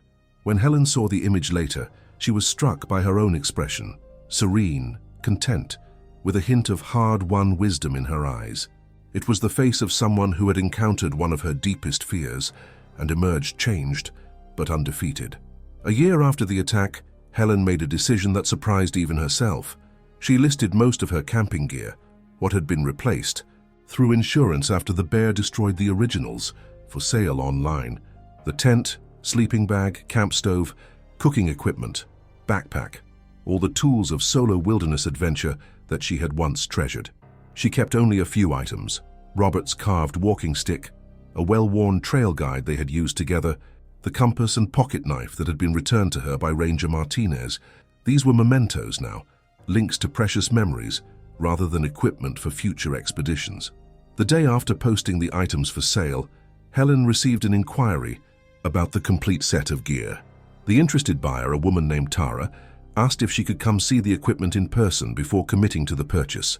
When Tara arrived, Helen was surprised to find she was about the same age Helen had been when she first started camping, with Robert, mid-30s, with an enthusiasm for the outdoors that was immediately apparent in her conversation. "This is quite a comprehensive set of gear," Tara remarked as she examined the items Helen had arranged in the garage. "Top quality, too. Mind if I ask why you're selling it all?" Helen hesitated, unsure how much of her story to share with this stranger. But there was something open and genuine about Tara's manner that invited confidence. "I had an encounter with a black bear in Pisgah last year," she said finally. "It ended my camping career rather definitively." Tara's eyes widened. You're not Helen Briggs, are you? The woman who survived the bear attack near Thompson Creek?" Helen nodded, surprised to be recognized. "That's me, though I wasn't aware my minor brush with local fame had lasted this long." "I'm a park ranger," Tara explained. "Seasonal with the Forest Service. I wasn't working in Pisgah when it happened, but we all heard about your case. It's used in our training sessions now, both as an example of proper survival techniques and as a reminder about the importance of secure food storage." Helen felt a complicated mixture of embarrassment and pride at this revelation. "Well, I hope my mistake serves as a useful lesson for others." "Your playing dead absolutely saved your life," Tara said earnestly. "Not everyone would have had the presence of mind to do that in such a terrifying situation. It's actually quite impressive." They talked for a while longer about the gear, about Tara's work with the Forest Service, about her own camping adventures. Helen found herself enjoying the conversation, appreciating Tara's knowledge and enthusiasm, without feeling the wistfulness she had expected at passing her equipment on to someone else. When Tara had examined everything and agreed to the asking price, she helped Helen load the gear into her SUV. As they closed the trunk, she turned to Helen with a thoughtful expression. "Miss Briggs, would you be willing to come speak to one of our public education sessions sometime? We do regular workshops on wilderness safety, including bear awareness. Having someone share a first-hand experience like yours, it would make quite an impact." Helen was caught off guard by the request. "I'm not sure what I could contribute beyond serving as a cautionary tale," she said hesitantly. You survived, Tara said simply. You made a mistake, one that many campers make despite all our warnings, and you lived to tell about it because you kept your wits about you in a crisis. That's a powerful message. Helen promised to consider the invitation, exchanging contact information with Tara before she departed with the camping gear that had once represented such an important part of Helen's life. That evening, as Helen prepared for her weekly bridge night at Diane's house, she found herself contemplating Tara's request. The idea of speaking publicly about the bear attack was daunting. It would mean revisiting the most frightening experience of her life, exposing her mistake to strangers, making herself vulnerable in ways that didn't come naturally to her. Yet there was something appealing about the possibility of transforming her trauma into something useful, something that might help others avoid similar situations, or, if the worst happened, survive them, as she had.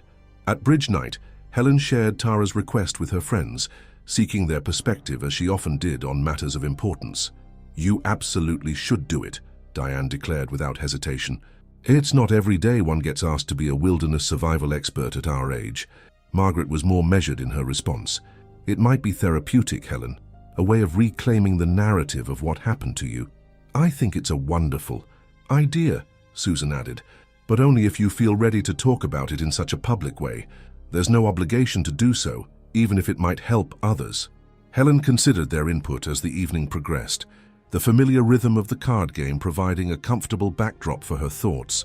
By the time she returned home, she had made her decision. The following morning, she contacted Tara and agreed to speak at an upcoming workshop on wilderness safety. They arranged a meeting to discuss the format and content of her presentation, with Tara assuring Helen that she could share as much or as little of her personal experience as felt comfortable. As Helen hung up the phone, she was surprised to find herself looking forward to the opportunity. The bear attack had changed her life in profound ways, ending her solo camping adventures, requiring months of physical recovery, leaving her with permanent scars, both visible and invisible. Yet it had also opened new doors, deepening her connections with family and friends, leading her back to photography, providing a hard-won wisdom about vulnerability and resilience that she might now be able to share with others. On a crisp, autumn evening, almost exactly a year and a half after the attack, Helen stood before a group of about 30 people, gathered in the community room of the Pisgah National Forest Visitor Center. Rangers in uniform, including Tara, and to Helen's surprise, Ranger Martinez, were interspersed with civilians of various ages, all attendees of the Wilderness Safety and Bear Awareness Workshop. Helen felt a flutter of nervousness as Tara introduced her, describing her as a survivor with valuable insights to share. But as she stepped forward to the small podium, the nervousness gave way to a calm certainty that this was exactly where she needed to be, doing exactly what she needed to do. Good evening, she began, her voice steady. My name is Helen Briggs, and on March 15th last year, I made a simple mistake that nearly cost me my life. I left granola bars in my backpack inside my tent while camping alone in Pisgah National Forest. She proceeded to share her story, the midnight awakening to strange sounds, the terrifying moments of the bear tearing into her tent, the decision to play dead that ultimately saved her life, the long recovery from physical and psychological trauma. She spoke candidly about her error with food storage, about the permanent consequences of that momentary carelessness, about the bear that had been euthanized because of an encounter that could have been prevented. The audience listened, with rapt attention, some taking notes, others simply absorbing her words with expressions of concern or admiration. When Helen concluded her prepared remarks, several hands went up immediately for the question and answer session that was to follow. A young woman in hiking clothes was called on first. After everything you went through, do you ever go back into the wilderness at all? Or has the experience completely turned you away from outdoor activities? It was a question Helen had anticipated. I no longer camp alone, or at all for that matter, she replied honestly. That chapter of my life is closed, but I've found new ways to engage with the natural world. I hike with groups on established trails. I've rekindled my interest in photography, capturing the beauty of these mountains from slightly safer vantage points. The wilderness still calls to me. I've just changed how I answer. The next question came from an older man with a weathered face that suggested years of outdoor experience. You mentioned playing dead during the attack. What made you think of that strategy in such a terrifying moment? Helen smiled slightly. My late husband, Robert, was meticulous about wilderness safety. For years, he drilled bear encounter protocols into me every time we went camping. Play dead for a grizzly, fight back against a black bear. Unless it's a predatory attack, then do the opposite. In the moment, I assessed that this was a black bear that had been attracted by food, not a predatory attack where it was specifically hunting me. Something in my mind connected those dots even through the terror, and I went limp. It wasn't a conscious decision so much as a reflexive application of knowledge I'd absorbed over decades. The questions continued about the physical recovery process, about changes in her perspective on wildlife conservation, about advice she would give to others planning wilderness adventures. Helen answered each one thoughtfully, drawing on her experience without presuming to be an expert on anything beyond her own story. As the session concluded, several attendees approached to thank her personally for sharing such a difficult experience. Among them was Ranger Martinez, who waited until the others had dispersed before speaking with her. "Ms. Briggs, it's good to see you looking so well," he said, genuine warmth in his voice. "When I responded to your emergency call that night, I wasn't certain. Well, let's just say you've made a remarkable recovery." "Thank you, Ranger Martinez," Helen replied, touched by his presence at the workshop. "It's been a journey, but I'm doing well now. Different, but well." He nodded understanding. "I wanted to let you know that your story, your presentation tonight, really resonates with people. It's one thing for us rangers to warn about proper food storage and bear safety. It's quite another for someone to share a first-hand account like yours. You've probably done more to promote wilderness safety in the past hour than we accomplish with a month of regular programming." Helen felt a surprising sense of satisfaction at his words. Her ordeal had been personal, painful, life-altering. Yet here was evidence that it might serve a purpose beyond her own experience, that the suffering she had endured might help prevent others from facing similar danger. As she drove home that evening, the mountains of Pisgah dark silhouettes against the night sky, Helen reflected on the strange circular journey of the past 18 months. The bear that had dragged her from her tent that night had taken something from her. Not just blood and tissue, but a particular kind of independence, a specific relationship with the wilderness. Yet the experience had given her something too, a deeper appreciation for life's fragility, a renewed connection with family and friends, a different kind of wisdom to share. The physical scars on her shoulder and arm would never completely fade. They would always be there, visible reminders of that night in the forest when her life had changed irrevocably. But they were no longer the raw, angry marks of recent trauma. Time and healing had transformed them into something else. Evidence of survival, testament to resilience, part of the ongoing story of her life.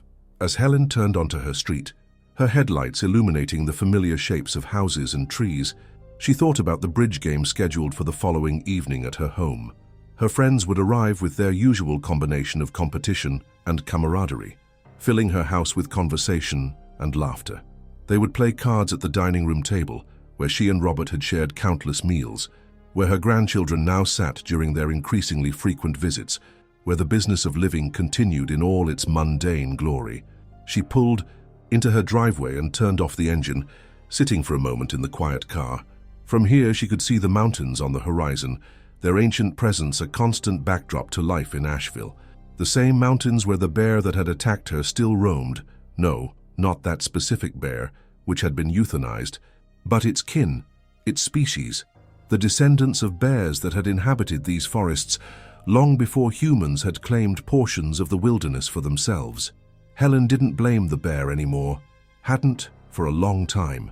It had been acting according to its nature, following instincts honed by evolution to seek out food wherever it might be found. The error had been human, her error, a momentary carelessness with potentially fatal consequences.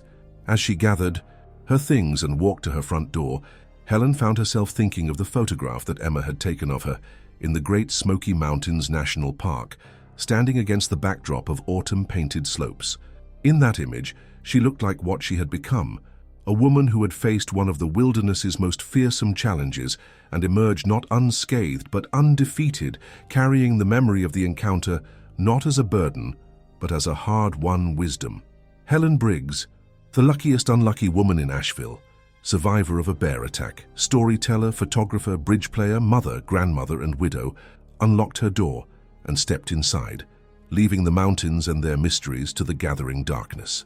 Outside, tomorrow would bring its own adventures, its own challenges and joys. Tonight she was simply grateful to be home, to be alive, to be continuing the journey that had begun 69 years ago and had taken such an unexpected turn in a torn tent under the stars of Pisgah. And somewhere in those same mountains under those same stars, bears continued their ancient patterns, foraging, sleeping, raising cubs, occasionally encountering the strange two-legged creatures who visited their domain with bright lights and strange smells, and sometimes, fatefully, food left where it shouldn't be.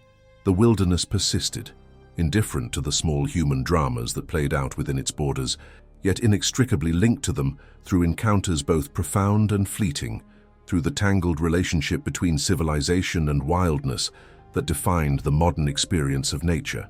The bear that had changed Helen's life had walked away from their encounter, returning to the forest from which it had emerged, leaving behind a wounded human and the scattered remains of a campsite. It had continued its bear existence until the ranger's traps had ended its story. But the ripples of that brief violent meeting between woman and bear continued to spread, touching lives beyond those directly involved, becoming part of the ongoing narrative of human interaction with the wilderness, a narrative in which Helen Briggs now played a small but distinctive role as both cautionary tale and testament to survival. The memory of the bear would always be with her, embedded in scar tissue and neurons, in changed habits and new perspectives. It was part of her story now, for better or worse. But it was not the whole story, not the final chapter. Life continued. Bridges were played, photographs were taken, grandchildren grew, mountains endured. And Helen, like the wilderness itself, adapted, persisted, and found new ways to thrive in the wake of forces that might have destroyed her, but had instead merely changed her course.